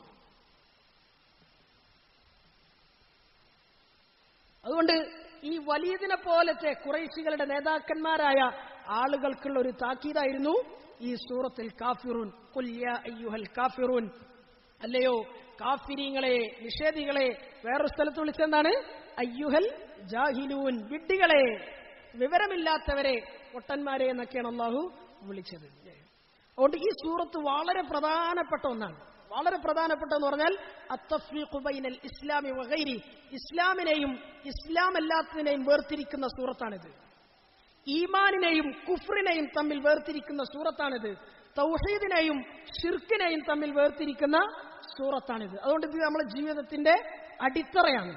കുഫ്ർ എന്നത്, കാഫിർ എന്നത് ഒരു പൊതുവായ പദമാണ് കേട്ടോ. പൊതുവായ പദം എന്ന് പറഞ്ഞാൽ അതിൽ അള്ളാഹുവിനെ നിഷേധിച്ചവരാരോ എല്ലാവരും പെടും. അതിൽ ദീനില്ലാത്തവരും പെടും, യുക്തിവാദികളും പെടും, നിരീശ്വരവാദികളും പെടും, അല്ലെ, സർവമത സത്യവാദികളടക്കം എല്ലാവരും പെടും. യഹൂദര് പെടും, നസാറാക്കൾ പെടും. ഒക്കെ ഈ കുഫറിന്റെ കീഴിലാണ് വരുന്നത്.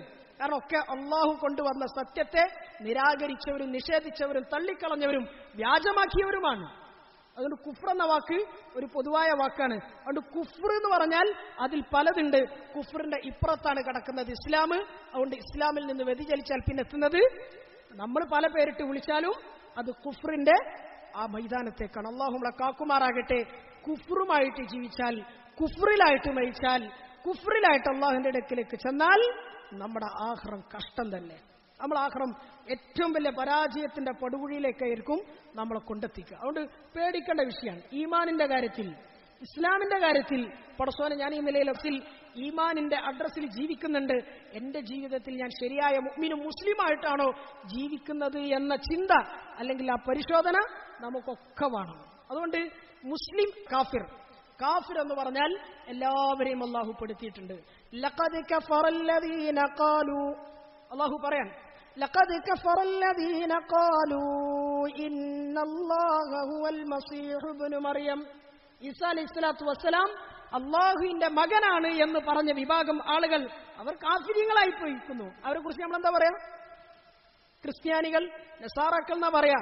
അള്ളാഹ് പറഞ്ഞു അവരെ ഏത് കൂട്ടത്തിലാണ്? ഈ കാഫിര്യങ്ങളുടെ കൂട്ടത്തിലാണ്. ലഖദ് കഫറല്ലദീന ഖാലൂ ഇന്നല്ലാഹ സാലിസു സലാസ. അള്ളാഹു മൂന്നിൽ മൂന്നാമനാണ് എന്ന് പറഞ്ഞ ത്രിയേകത്വ സങ്കല്പമുള്ള ആ നിലയിൽ ദൈവത്തെ അല്ലെങ്കിൽ ഇലാഹിനെ കാണുന്ന കുറെ ആളുകളുണ്ട്. അവരും കാഫിര്യങ്ങളായി പോയിരിക്കുന്നു. വഖാലത്തിൽ യഹൂദു ഉസൈർ ഇബ്നുല്ലാഹ്. എന്താ പറഞ്ഞത്? വഖാലത്തിൽ യഹൂദു ഉസൈർ ഇബ്നുല്ലാഹ്. യഹൂദന്മാര് ഒരു കാലത്ത് പറഞ്ഞ വാക്കാണ് ഉസൈർ നബി അലൈഹിസ്സലാത്തു വസ്സലാം അള്ളാഹുവിന്റെ മകനാണ്. ഉസൈർ നബി അലൈഹിസ്സലാം അള്ളാഹുവിന്റെ മകനാണ്. തൊട്ടപ്പുറത്ത് അതുപോലത്തെ വാക്കിനെ കടമെടുത്തുകൊണ്ട് നസാറാക്കളും പറഞ്ഞു എന്ത്? ഈസാ അലൈഹിസ്സലാത്തു വസ്സലാം അള്ളാഹുവിന്റെ മകനാണ്. രണ്ട് വിഭാഗം, ഒന്ന് തൗറാത്തിന്റെ ആളുകളാണ്, രണ്ട് ഇഞ്ചീലിന്റെ ആളുകളാണ്. തൗറാത്ത് ഹക്കാണ്, ഇഞ്ചീൽ ഹക്കാണ്. ഹക്കായിട്ടാണ് അള്ളാഹു ഇറക്കിയത്. ഇവര് കൂട്ടിക്കലർത്തുകൾ ഉണ്ടാക്കുന്നത് വരെ, ഇവരുടെ കൈകടത്തലുകൾ അതിലുണ്ടാകുന്നത് വരെ തൗറാത്തും ഇഞ്ചീലും ഒക്കെ ഹക്കാണ്. ഈ ഹക്കായ കിതാബ് കിട്ടിയ സമുദായം അവർക്ക് കിട്ടിയ ആ തൗഹീദിൽ അല്ലെങ്കിൽ അവർക്ക് കിട്ടിയ ആ ശരീഅത്തിൽ വെള്ളം ചേർത്തപ്പോ അവരെ സംബന്ധിച്ച് അല്ലാഹു പറഞ്ഞു, യുലാഹിഊന ഖൗലല്ലദീന കഫറൂ മിൻ ഖബൽ. ഈ പറയുന്ന ഇവരുടെ വാക്കുകൾ, ഇവരുടെ നിലപാടുകൾ, ഇവരുടെ പ്രസംഗങ്ങൾ മുഴുവൻ കുഫ്റിന്റെ അല്ലെങ്കിൽ കാഫിര്യങ്ങളുടെ നിലപാടിലേക്കാണ് പോകുന്നത്. അതുകൊണ്ട് ഖാതലഹുമുല്ലാഹ്, അല്ലാഹു അവരെ നശിപ്പിക്കട്ടെ എന്ന് പരിശുദ്ധ ഖുർആനിൽ അല്ലാഹു പറയാൻ. മനസ്സിലായോ? അപ്പൊ കുഫ്ർ എന്നതൊരു വിശാലമായ പദാണ്. ആരിൽപ്പെട്ടാലും ഏത് വിഭാഗത്തിൽപ്പെട്ടാലും നമ്മളൊക്കെ കാക്കുമാറാകണം. ഒരു പക്ഷേ 5 വക്ത് നിസ്കരിക്കുന്ന നമ്മുടെ മുസ്ലിം പേരുള്ള ആളുകളുടെ കൂട്ടത്തിൽ പോലും നിരീശ്വരവാദ ചിന്തയും യുക്തിവാദം പറച്ചിലൊക്കെ ആയി ജീവിക്കുന്ന കുറെ ആളുകളുണ്ട്. അള്ളാഹു കാക്കുമാറാകട്ടെ. ഇസ്ലാമിന്റെ പേരിൽ ജീവിച്ച് കുഫ്റിന്റെ ആശയത്തിൽ ജീവിച്ച് അള്ളാഹുവിന്റെ മുമ്പിലേക്ക് പോകുമ്പോൾ ഏതവസ്ഥയിലായിരിക്കും നമ്മുടെ കാര്യത്തിൽ തീരുമാനം എടുക്കുക എന്നുള്ളത് അള്ളാഹു ആലം. അള്ളാഹു നമ്മളൊക്കെ കാക്കുമാറാകട്ടെ. അതുകൊണ്ട് ഇസ്ലാം ഇസ്ലാം തന്നെയാണ്, ഈമാൻ ഈമാൻ തന്നെയാണ്, തൗഹീദ് തൗഹീദ് തന്നെയാണ്. അത് ഒന്നേ ഉള്ളൂ, രണ്ടില്ല, ഒന്നരയില്ല. അതുകൊണ്ട് ഒന്നാണത്. അതാ ഒന്നിൽ തന്നെ നിൽക്കുമ്പോഴേ നമ്മുടെ ഈമാൻ ശരിയാകുള്ളൂ, നമ്മുടെ ദീൻ ശരിയാകുള്ളൂ. അല്ലാഹു പറഞ്ഞു, വമാ യസ്തവിൽ അഅ്മാ വൽ ബസീർ. സൂറത്ത് ഫാത്തിറിൽ കാണാം, വമാ യസ്തവിൽ അഅ്മാ വൽ ബസീർ വലദ്ദുലുമാതു വലന്നൂർ വലദ്ദില്ലു വലൽ ഹറൂർ വമാ യസ്തവിൽ അഹ്യാഉ വലൽ അംവാത്. അല്ലാഹു പറയാൻ, കണ്ണ് കാണുന്നവനും കണ്ണ് കാണാത്തവനും ഒരിക്കലും സമമാകൂലല്ലോ. കണ്ണുള്ളവനും കണ്ണില്ലാത്തവനും സമമാകുമോ? കാഴ്ചയുള്ളവനും കാഴ്ചയില്ലാത്തവനും ഒരുപോലെ ആകുമോ? ഇല്ല. വലദ്ദുലുമാതു വലന്നൂർ. ഇരുട്ടും പ്രകാശവും ഒരിക്കലും ഒന്നാകൂലല്ലോ, ഒരുപോലെ ആകുമോ? ഇല്ല. വലദ്ദില്ലു വലൽ ഹറൂർ. വെയിലും തണലും ഒരിക്കലും ഒന്നാകൂലല്ലോ, ഒരുപോലെയാകൂലല്ലോ. വമാ യസ്തവിൽ അഹ്യാഉ വലൽ അംവാത്. ജീവിച്ചിരിക്കുന്നവനും മരിച്ചവനും ഒരുപോലെയാകുമോ? അല്ലാഹു ചോദിക്കുന്ന ചില പ്രസക്തമായ ചോദ്യങ്ങളാണ്. കണ്ണ് കാണുന്നവനും കാണാത്തവനും ഒരുമിച്ചാകൂല, അല്ലെങ്കിൽ ഒരുപോലെയാകൂല എന്നത് നിങ്ങൾക്ക് പറഞ്ഞാൽ മനസ്സിലാകുന്ന ഒരു ഉദാഹരണവും യാഥാർത്ഥ്യവുമാണെങ്കിൽ കുഫ്റും ഈമാനും അങ്ങനെ തന്നെയാണ്, ഒരിക്കലും സമമാവുകയില്ല. കുഫ്ർ എന്ന് പറയുന്നത് കാഴ്ചയില്ലാത്തതാണ്, അന്ധകാരമാണ്, വെയിലാണ്, മരിച്ച അവസ്ഥയിലാണ്. ഈമാൻ എന്ന് പറയുന്നത് കാഴ്ചയുള്ളതും തണൽ നൽകുന്നതും വെളിച്ചം നൽകുന്നതും ജീവനുള്ളതുമാണ്. അതുകൊണ്ട് ഈമാനിന്റെ അകലുകാരായി ജീവിക്കാനാണ് അള്ളാഹുവിന്റെ കൽപ്പന നമ്മളോട്. കാഫിര്യങ്ങൾ അവരാരായാലും അവർ ദുനിയാവിൽ എന്തൊക്കെ ചെയ്ത് കെട്ടിമറിഞ്ഞാലും ശരി, ഈമാനിന്റെ പിന്മനല്ലെങ്കിൽ അവരുടെ അമലുകൾ അള്ളാഹിന്റെ മുമ്പിൽ സ്വീകരിക്കപ്പെടുകയേയില്ല. അള്ളാഹുവിന്റെ മുമ്പിൽ സ്വീകരിക്കപ്പെടുകയേയില്ല. കാഫിര്യങ്ങളുടെ അമലുകളെ പറ്റി, അവർ ചെയ്യുന്ന അമലുകളുടെ ഉദാഹരണത്തെ പറ്റി പരിശുദ്ധ ഖുർആനിൽ അള്ളാഹു പറയുന്നുണ്ട്. മസലുല്ലദീന കഫറൂ ബിറബ്ബിഹിം അഅമാലുഹും കറമാദിൻ ഇഷ്തദ്ദത് ബിഹിർ റീഹ്. തങ്ങളുടെ റബ്ബിനെ അവിശ്വസിച്ച കാഫിരീങ്ങളായ ആളുകൾ അവർ ചെയ്തു കൂട്ടുന്ന അമലുകൾ, അതിൽ തിന്മകളുണ്ടാവാം, നന്മകളുണ്ടാവാം. നമ്മളിങ്ങനെ പൊക്കിപ്പറയുന്ന കുറെ സ്തുത്യർഹമായ സേവനങ്ങളും കുറെ ഖിദ്മത്തുകളും കുറെ കാര്യങ്ങളും ഉണ്ടാവാം. പക്ഷേ ഈമാൻ എന്ന അടിത്തറ ശരിയാക്കാത്തത് കൊണ്ട് മസലുല്ലദീന കഫറൂ ബിറബ്ബിഹിം, തങ്ങളുടെ റബ്ബിനെ അവിശ്വസിച്ച കുഫ്റിലായി ജീവിച്ച ആളുകളുടെ അമലുകൾ അഅമാലുഹും കറമാദിൻ. റമാദ് എന്ന് പറഞ്ഞാൽ ചാരം പോലെയാണ്. വെണ്ണീറുണ്ടല്ലേ, വെണ്ണീർ ചാരം പോലെയാണ്. എന്താ ചാരത്തിന്റെ പ്രത്യേകത? വെണ്ണീറിന്റെ പ്രത്യേകത അത് അടുപ്പിൽ നിന്ന് അങ്ങ് എടുത്ത് പുറത്തിട്ടാൽ ഒരു ചെറിയ കാറ്റടിച്ചാൽ മതി, ഒരു ചെറിയ കാറ്റടിച്ചാൽ മതി, പിന്നെ അതിന് നിലനിൽപ്പില്ല, എല്ലാം ധൂളികളെ പോലെ പാറിപ്പറന്നു പോകുന്നതായി കാണാൻ കഴിയും. ഒരു കാറ്റങ്ങ് ശക്തമായി അടിച്ചു വീശിയാൽ പിന്നെ ആ ചാരത്തിനൊരു അടിത്തറയില്ല എന്നതുപോലെയാണ് കാഫിരീങ്ങളുടെ അമൽ. ലാ യഖ്ദിറൂന മിമ്മാ കസബു അലാ ഷൈ, അവരെന്ത് ചെയ്താലും അവർക്കതിന്റെ ഉപകാരം കിട്ടാൻ പോകുന്നില്ല. എന്തുകൊണ്ട്? ദാലിക ഹുവദ്ദലാലുൽ ബഈദ്. കുഫ്ർ എന്ന് പറയുന്നത് ഏറ്റവും വിദൂരമായ അങ്ങേയറ്റത്തെ വഴികേടാണ് എന്ന് പറഞ്ഞാൽ അള്ളാഹുവിന്റെ കാരുണ്യത്തിലേക്ക് തിരിച്ചു വരാൻ കുറച്ച് പ്രയാസപ്പെടും. അള്ളാഹ് നമ്മളൊക്കെ കാക്കുമാറാകട്ടെ. കുഫ്ർ എന്ന് പറഞ്ഞാൽ പച്ചയായ കുഫ്റിലും വ്യക്തമായ കുഫ്റിലും അത് പറഞ്ഞും പ്രസംഗിച്ചും നടക്കുന്ന ആളുകളിലേക്ക് മാത്രം വേണ്ട, നോക്കിയിട്ട് വിലയിരുത്തണ്ട. ഈ ഇരിക്കുന്ന നമ്മളിലേക്ക് തന്നെ നോക്കാനുണ്ട്. എമ്പാടും ഈ ഇരിക്കുന്ന നമ്മളിലേക്ക് തന്നെ നോക്കാനുണ്ട്. കാരണം കാലം അങ്ങനെയാണ്. റസൂലുള്ളാഹി സ്വല്ലല്ലാഹി അലൈഹി വസല്ലം തങ്ങൾ പറഞ്ഞല്ലോ, ഒരു കാലം വരും യുസ്ബിഹു മുഅ്മിനൻ വയുംസി കാഫിറ. രാവിലെ മുഅ്മിനായിട്ടുണ്ടാവും, പക്ഷെ വൈകുന്നേരമായപ്പോഴേക്ക് അവൻ കുഫ്റിന്റെ അവസ്ഥയിലായിരിക്കും. വൈകുന്നേരം അവൻ മുഅ്മിനായിരിക്കും, രാവിലെ ആകുമ്പോഴേക്ക് അവൻ കാഫിറായി മാറിയിട്ടുണ്ടാവും. അള്ളാഹു കാക്കുമാറാടാ. ആരെ കുറിച്ചാ പറയണേ? ഈ ഇരിക്കുന്ന നമ്മളെ കുറിച്ചിട്ടാ. മുഅ്മിനീങ്ങളെ പറ്റിയിട്ടല്ലെങ്കിൽ പിന്നെ അങ്ങനെ പറയേണ്ട ആവശ്യമുണ്ടോ? കുഫ്റിൽ ജീവിക്കുന്ന ഒരാളെ പറ്റി അങ്ങനെ പറയണോ? ഈ ഇരിക്കുന്ന നമ്മളെ സംബന്ധിച്ചിട്ടാ പറയുന്നത്. നമ്മളെ അമലുകൾ, നമ്മുടെ ചിന്തകൾ, നമ്മുടെ പഠനങ്ങൾ, നമ്മുടെ ചർച്ചകൾ, വാക്കുകൾ, പ്രവർത്തികൾ, ഇതൊക്കെ ഒരു പക്ഷേ നമ്മളറിയാതെ കുഫ്റിലേക്ക് കൊണ്ടുപോയി തള്ളും. നമ്മൾ വലിയ പ്രതീക്ഷയോടുകൂടി ചെയ്യുന്ന കുറെ അമലുകളൊക്കെ ഉണ്ട്, അതൊക്കെ ഇതോടുകൂടി പാഴാവും. അള്ളാഹു നമ്മളൊക്കെ കാക്കുമാറാട്ടെ. ഈമാനിൽ ഇസ്തിഖാമത്ത് കിട്ടാൻ വേണ്ടി ദുആ ചെയ്യണമെന്ന് ഉലമാക്കൾ പറയുന്നതിന്റെ പ്രാധാന്യം അതുകൊണ്ടാണ്. വീണ്ടും അള്ളാഹു പറഞ്ഞു, വല്ലദീന കഫറൂ അഅമാലുഹും കസറാബിൻ ബിഖീഅതിൻ യഹ്സബുഹു ളംആനു മാഅ. വല്ലദീന കഫറൂ അഅമാലുഹും, കാഫിരീങ്ങളായ ആളുകൾ അവരുടെ അമലുകളുടെ, അവർ ചെയ്യുന്ന പ്രവൃത്തികളുടെ ഉദാഹരണം, ഉപമ കസറാബിൻ. സറാബ് എന്ന് പറഞ്ഞാൽ എന്താണ്? മരീചിക പോലെയാണ്. മരീചിക എന്ന് പറഞ്ഞാൽ മനസ്സിലായോ? മരുഭൂമിയിൽ കൂടിയൊക്കെ യാത്ര ചെയ്യുന്നവർക്ക് അനുഭവപ്പെടുന്ന ഒരു തരം അവസ്ഥ. ദീർഘമായി ഇങ്ങനെ യാത്ര ചെയ്യുന്ന ഒരാള്, മരുഭൂമി ഇങ്ങനെ വിശാലമായി പരന്നു കിടക്കാണല്ലോ, ഇപ്പുറത്ത് നിന്ന് അപ്പുറത്തേക്ക് നോക്കിയാൽ വെള്ളം ഇങ്ങനെ തളം കെട്ടി നിൽക്കുന്നതായി തോന്നും. അത് മരുഭൂമിയിൽ തന്നെ പോകണ്ട. നമ്മുടെ നാട്ടിൽ ഏതെങ്കിലും ഒരു റോഡ് ഇങ്ങനെ അത്യാവശ്യം സ്ട്രെയിറ്റ് ആയി നിൽക്കുന്നത് കണ്ടാൽ ഇങ്ങേ തറക്കുന്നത് അങ്ങേ തലക്ക് നോക്കിയാൽ അങ്ങനെ കണ്ട അനുഭവം ഉണ്ട്. അതുകൊണ്ട് പറയാട്ടോ, ഇവിടെ നിന്ന് അങ്ങോട്ട് നോക്കിയാൽ അവിടെ ഇങ്ങനെ വെള്ളം നിൽക്കുന്നത് ഇങ്ങനെ പോലെ തോന്നും.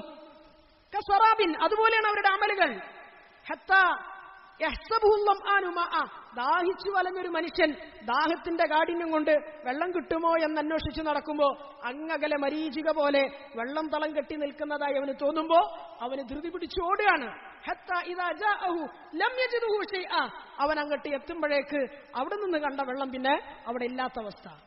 പിന്നെ അവിടെ നിന്ന് നോക്കിയ കുറച്ചപ്പുറത്ത് പിന്നെ അവിടെ കാണും വെള്ളം, വീണ്ടും അങ്ങോട്ട് ഓടുകയാണ്. അവിടെ എത്തുമ്പോൾ അവിടെയും വെള്ളമല്ല, പിന്നെ അതിനപ്പുറത്ത് കാണുക എന്ന് പറഞ്ഞാൽ എത്തിപ്പിടിക്കാൻ പറ്റാത്ത ലക്ഷ്യത്തിലേക്കുള്ള പോക്കിന്റെ പേരാണ് കുഫ്ർ.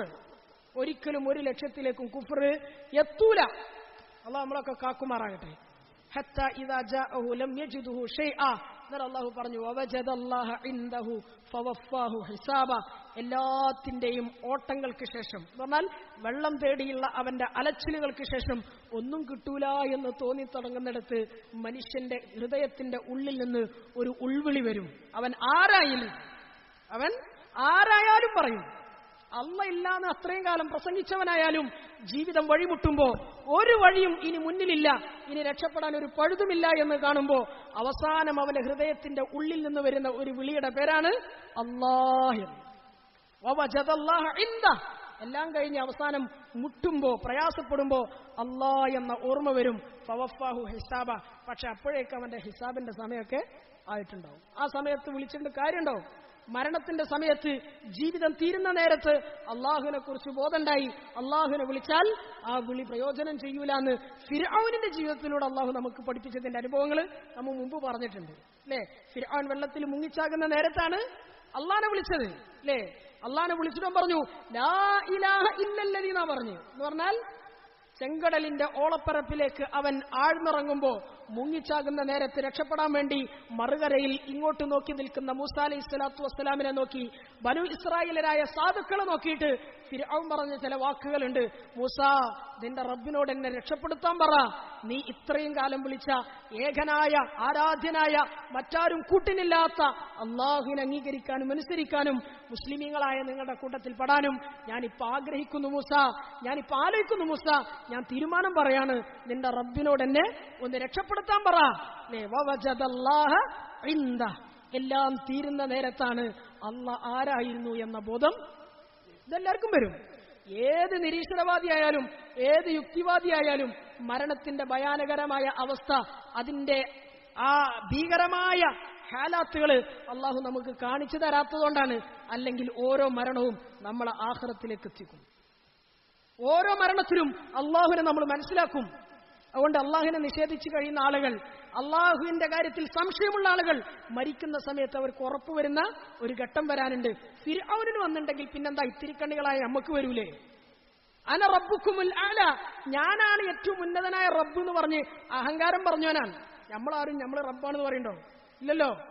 അലൈസലി മുൽക്കു മിസ്ര വഹാദിൽ അൻഹാറു തജ്രി മിൻ തഹ്തി, ഈ മിസ്റിന്റെ സാമ്രാജ്യം എന്റെ കാൽ കീഴിലാണെങ്കിൽ ഈ നൈലും ഈ ചെങ്കടലും അത് എന്റെ മണ്ണിലൂടെയാണ് ഒഴുകുന്നതെങ്കിൽ ഞാനാണ് അതിന്റെ ഒഴുക്ക് നിയന്ത്രിക്കുന്നവൻ, ഞാനാണതിനെ ഒഴുക്കിക്കൊണ്ടിരിക്കുന്നവൻ, ഞാനാണതിനെ നിയന്ത്രിക്കുന്നവനെന്ന് ഫിർഔൻ അത്യുച്ചത്തിൽ അഹങ്കാരത്തിന്റെ വർത്തമാനം പറഞ്ഞു.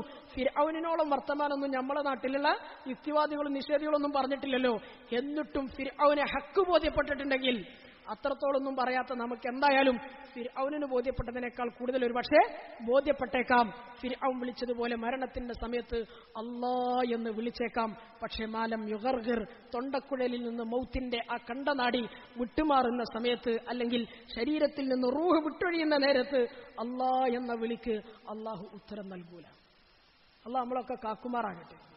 അള്ളാഹ് ഫിർഔനോട് ചോദിച്ച മറുപടി ഖുർആനിലുണ്ട്. ആൽ ആന വഖദ് അസൈത് ഖബ്ലു വകുൻത മിനൽ മുഫ്സിദീൻ. ഫിർഔനെ, നിനക്ക് കാര്യങ്ങൾ മനസ്സിലാക്കാനും തിരിച്ചറിയാനുള്ള പക്വതയും പാകതയും ആയുസ്സും ജീവിതവും അവസരമൊക്കെ ഞാൻ തന്നിട്ട് ഇത്രയും കാലം നീ ധിക്കരിച്ചില്ലേ, നീ അഹങ്കരിച്ചില്ലേ? ആൽ ആന, എന്നിട്ട് ഇപ്പോഴാണോ നിനക്ക് മനസ്സിന് മാറ്റം വന്നത്? ഇപ്പോഴാണോ നിനക്ക് ഞാൻ ആരാണെന്ന ബോധ്യം വന്നത്? ഇപ്പോഴാണോ എന്നെ തിരിച്ചറിയാനും എന്നെ അംഗീകരിക്കാനും അനുസരിക്കാനും നിന്റെ മനസ്സിന് പാകം വന്നത്? വകുൻത മിനൽ മുഫ്സിദീൻ, നീ അക്രമകാരിയാണ്, നീ അക്രമകാരിയാണ്.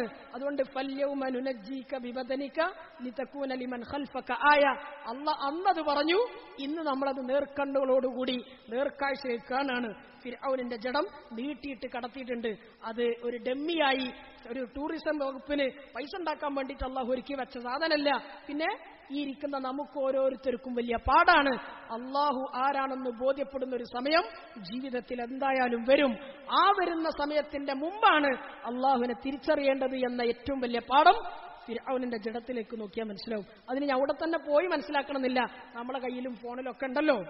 എന്നാലും നമുക്ക് ആ തിരിച്ചറിവ് ഉണ്ടാകണം. നമ്മൾ എന്തോ വലിയ സാധനം എന്ന് പറഞ്ഞ് നമ്മൾ അത്ഭുതം കൂറാൻ, അള്ളാഹുവിന്റെ മുമ്പിൽ അവനൊരു നത്താണ്, ഒന്നുമില്ല.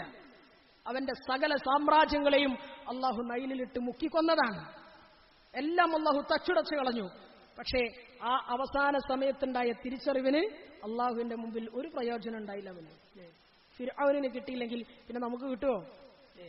അതുകൊണ്ട് അള്ളാഹ് തന്ന ഈമാൻ, അള്ളാഹ് തന്ന ഹിദായത്ത്, ഇത് നമ്മുടെ കയ്യിൽ നിന്ന് നഷ്ടപ്പെട്ടാൽ ഇതിന്റെ ഉത്തരവാദികള് നമ്മൾ തന്നെയാണ്.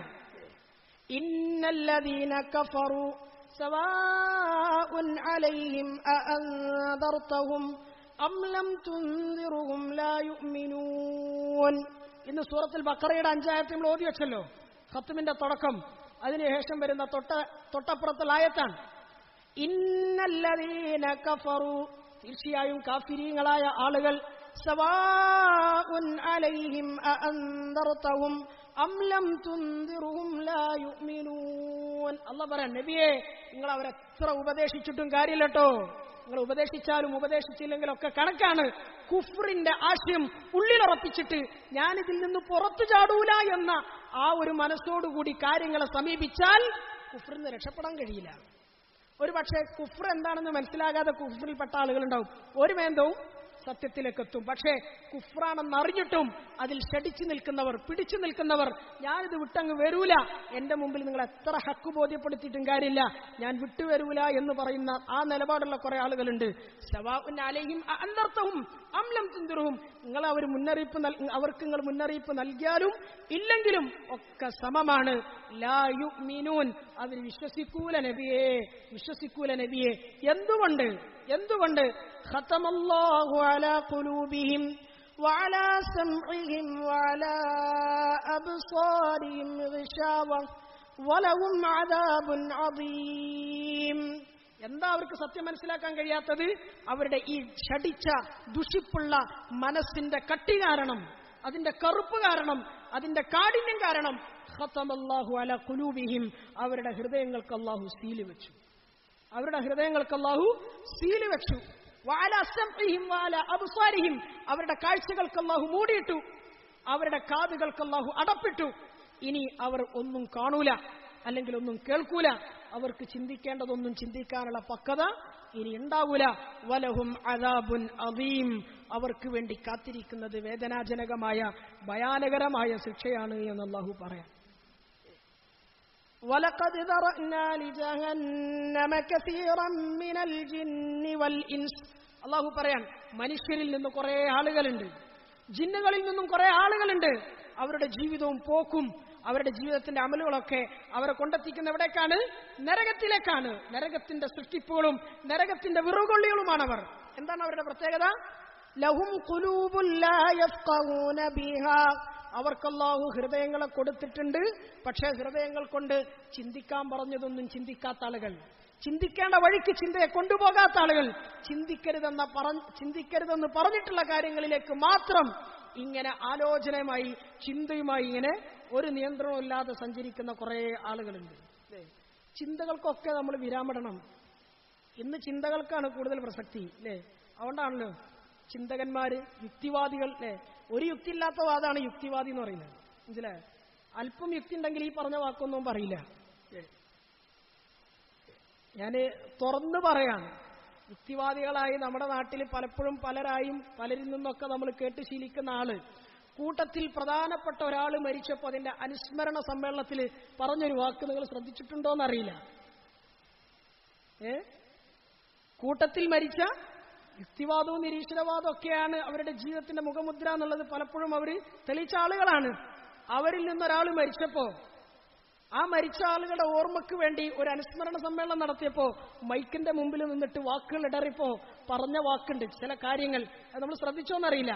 അയാൾ പറയാണ്, മരണം ഇത് നമുക്ക് താങ്ങാവുന്നതിലും അപ്പുറമാണ്.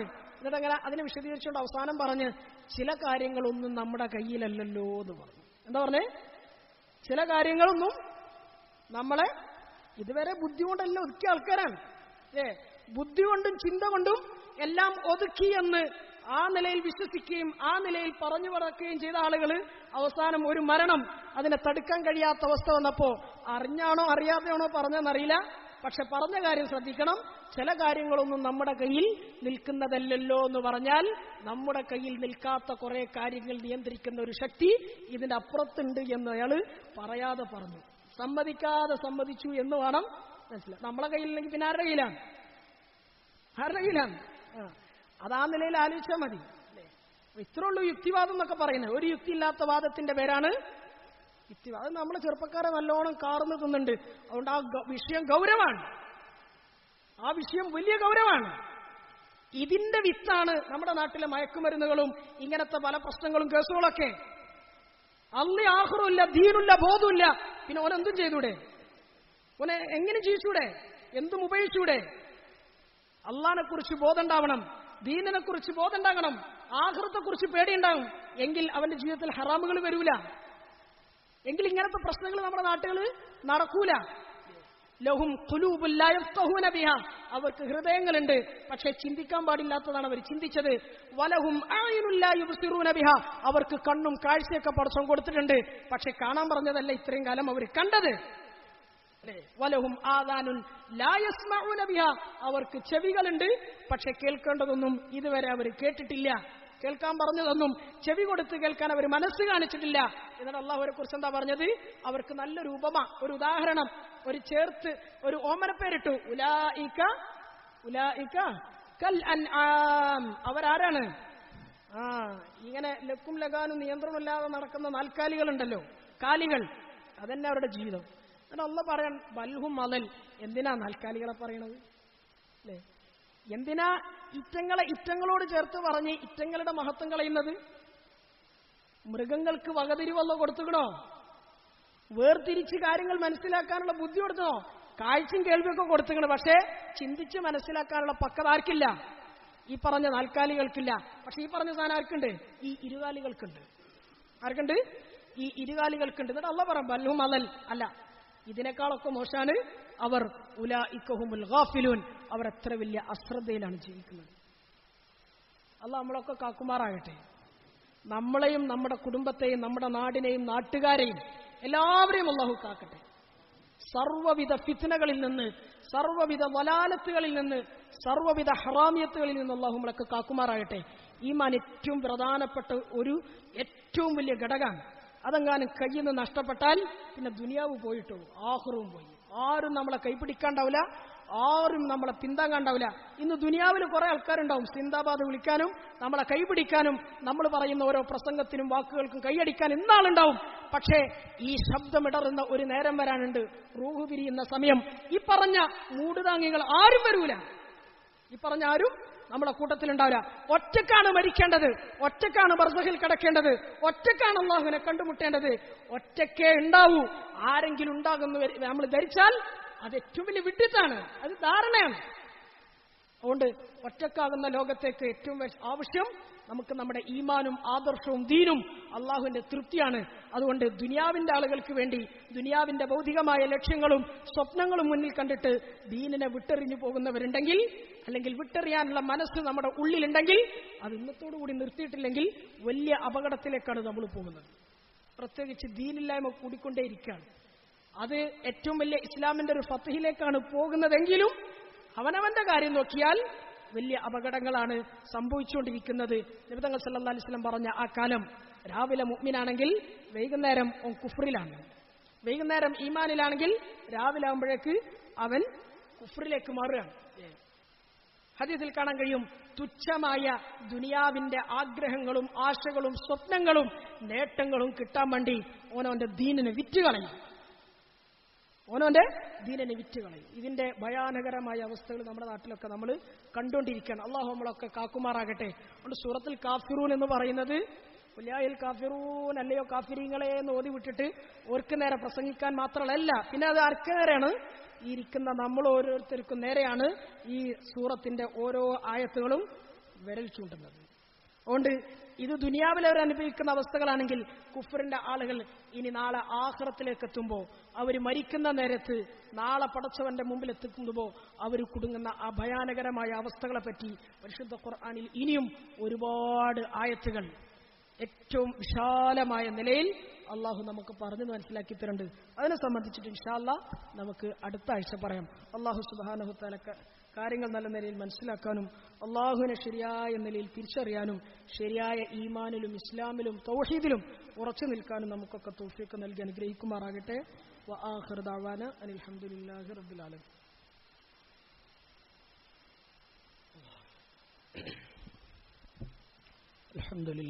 الحمد لله رب العالمين. اللهم صل على محمد وعلى آل محمد وبارك وسلم عليه. اللهم اجعل جمعنا هذا جمعا مرحوما وتفرقنا من بعده تفرقا معصوما ولا تجعل فينا ولا معنا ولا منا شقيا ولا مطرودا ولا محروما. ربنا ظلمنا أنفسنا وإن لم تغفر لنا وترحمنا لنكونن من الخاسرين. اللهم حبب إلينا الإيمان وزينه في قلوبنا وكره إلينا الكفر والفسوق والعصيان. اللهم اجعلنا من الراشدين. اللهم اجعلنا من المهديين. اللهم اجعلنا من عبادك الصالحين. ربنا آتنا في الدنيا حسنة وفي الآخرة حسنة وقنا عذاب النار. يا الله പടച്ചോനെ കരുണയുള്ള അല്ലാഹുവേ അർഹമുർ-റഹീമായ പടച്ചോനെ ഞങ്ങൾ നിന്റെ സാധുക്കളായ അടിമകളാണ് പടച്ചോനെ. ഞങ്ങൾ പാവങ്ങളാണ് പടച്ചോനെ. ഞങ്ങൾ പാപികളാണല്ലാ. ഞങ്ങൾക്ക് നീ പുറത്തു തരണേ അല്ലാ. ഞങ്ങൾക്ക് നീ മാപ്പാക്കിത്താ അല്ലാ. ഞങ്ങളോട് വിട്ടുവീഴ്ച ചെയ്യണേ അല്ലാ. ഞങ്ങളോട് കരുണ കാണിക്കണേ അല്ലാ.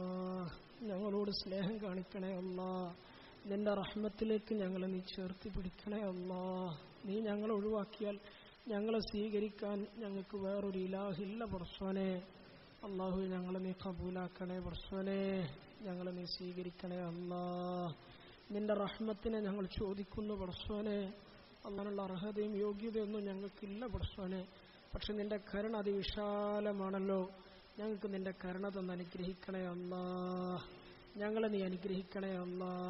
ഞങ്ങളുടെ ഈ ദീനിയായ സദസ്സിനെ നീ ഖബൂലാക്കണേ അല്ലാ. ഇവിടെ ഞങ്ങൾ പറഞ്ഞതും കേട്ടതൊക്കെ സ്വാലിഹായ മഖബൂലായ അമലായി ഞങ്ങളിൽ നിന്ന് സ്വീകരിക്കണേ പടച്ചോനെ. അല്ലാഹു ഇഖ്ലാസോടുകൂടി ഈ സദസ്സിനെ ഞങ്ങളിൽ നിന്ന് ഖബൂലാക്കണേ അല്ലാ. ഞങ്ങൾ പറഞ്ഞതിലും ഓതിയതിലും കേട്ടതിലൊക്കെ ഞങ്ങൾക്ക് പരിപൂർണമായ ഇഖ്ലാസ് നൽകണേ പടച്ചോനെ. ഇഖ്ലാസില്ലാത്തൊരു അമലും ഞങ്ങളിൽ നിന്ന് ഉണ്ടാക്കില്ലേ പടച്ചോനെ. ഇഖ്ലാസില്ലാത്ത അമലുകൾ ഉണ്ടായാൽ ഞങ്ങളുടെ ദുനിയാവും ആഖിറവും നഷ്ടപ്പെടും പടച്ചോനെ. ഞങ്ങൾക്ക് പരിപൂർണമായ ഇഖ്ലാസ് താ അല്ലാ. അല്ലാഹുവേ ഈ സദസ്സ് കാരണമായി ഞങ്ങൾക്ക് ഞങ്ങളുടെ ജീവിതത്തിൽ സംഭവിച്ച പിഴവുകൾ മാപ്പാക്കി തരണേ അല്ലാ. ഞങ്ങൾക്ക് നീ പുറത്തു തരണേ അല്ലാ.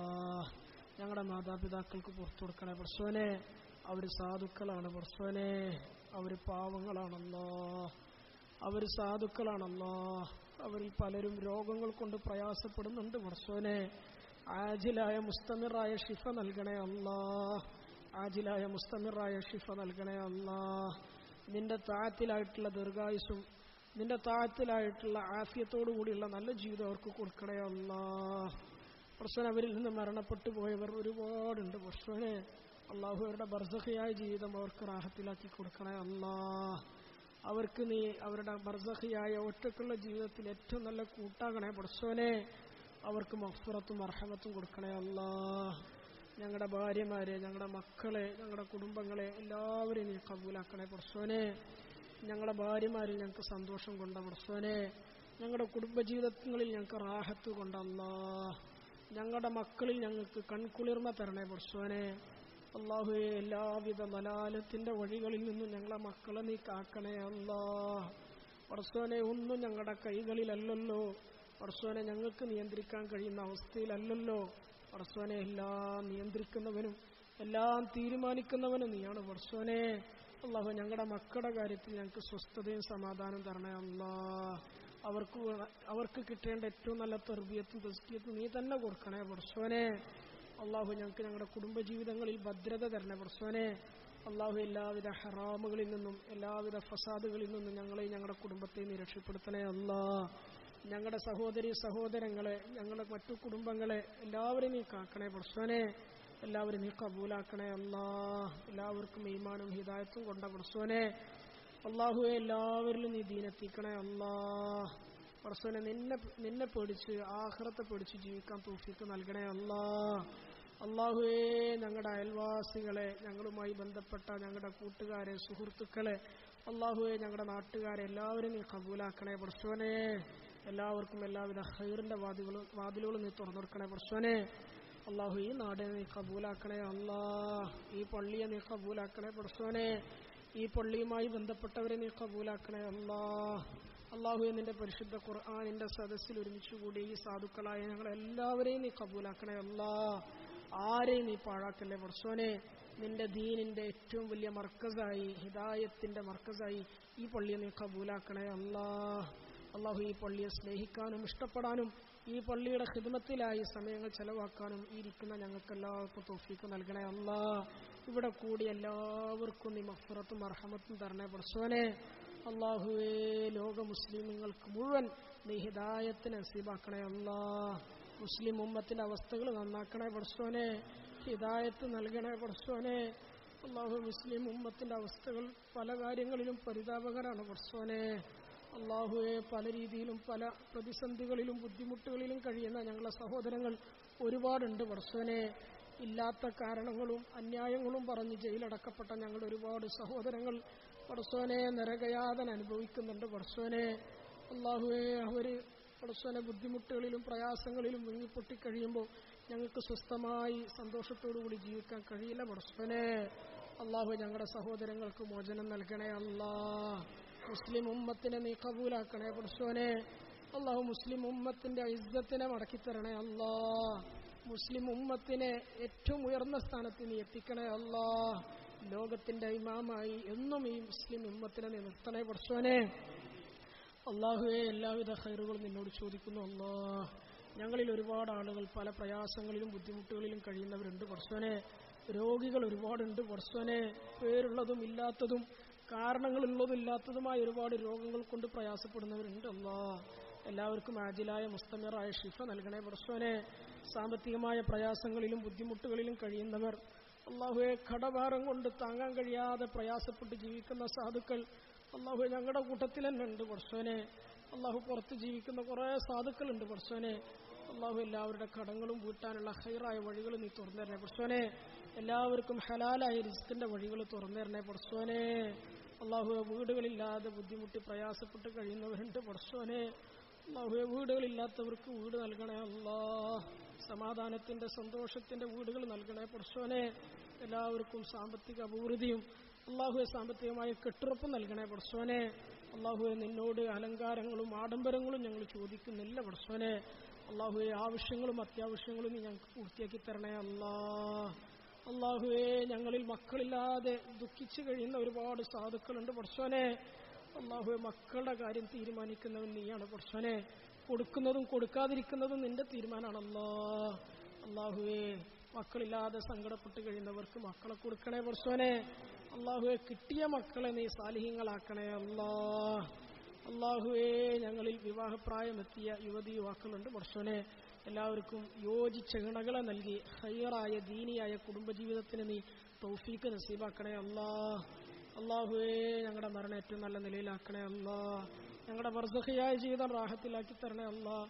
ഞങ്ങൾ ഒറ്റക്ക് കുടുങ്ങുന്ന ആ ബർസഖിന്റെ ലോകത്ത്, ആഖിറത്തിന്റെ ലോകത്ത് ഒരിക്കലും ഞങ്ങൾ നീ ഒറ്റക്കാക്കല്ലേ പടച്ചോനെ. നീ ഞങ്ങളുടെ കൂടെ ഉണ്ടെങ്കിൽ ഞങ്ങൾക്ക് മറ്റൊന്നിനെയും പേടിക്കണ്ടല്ലോ.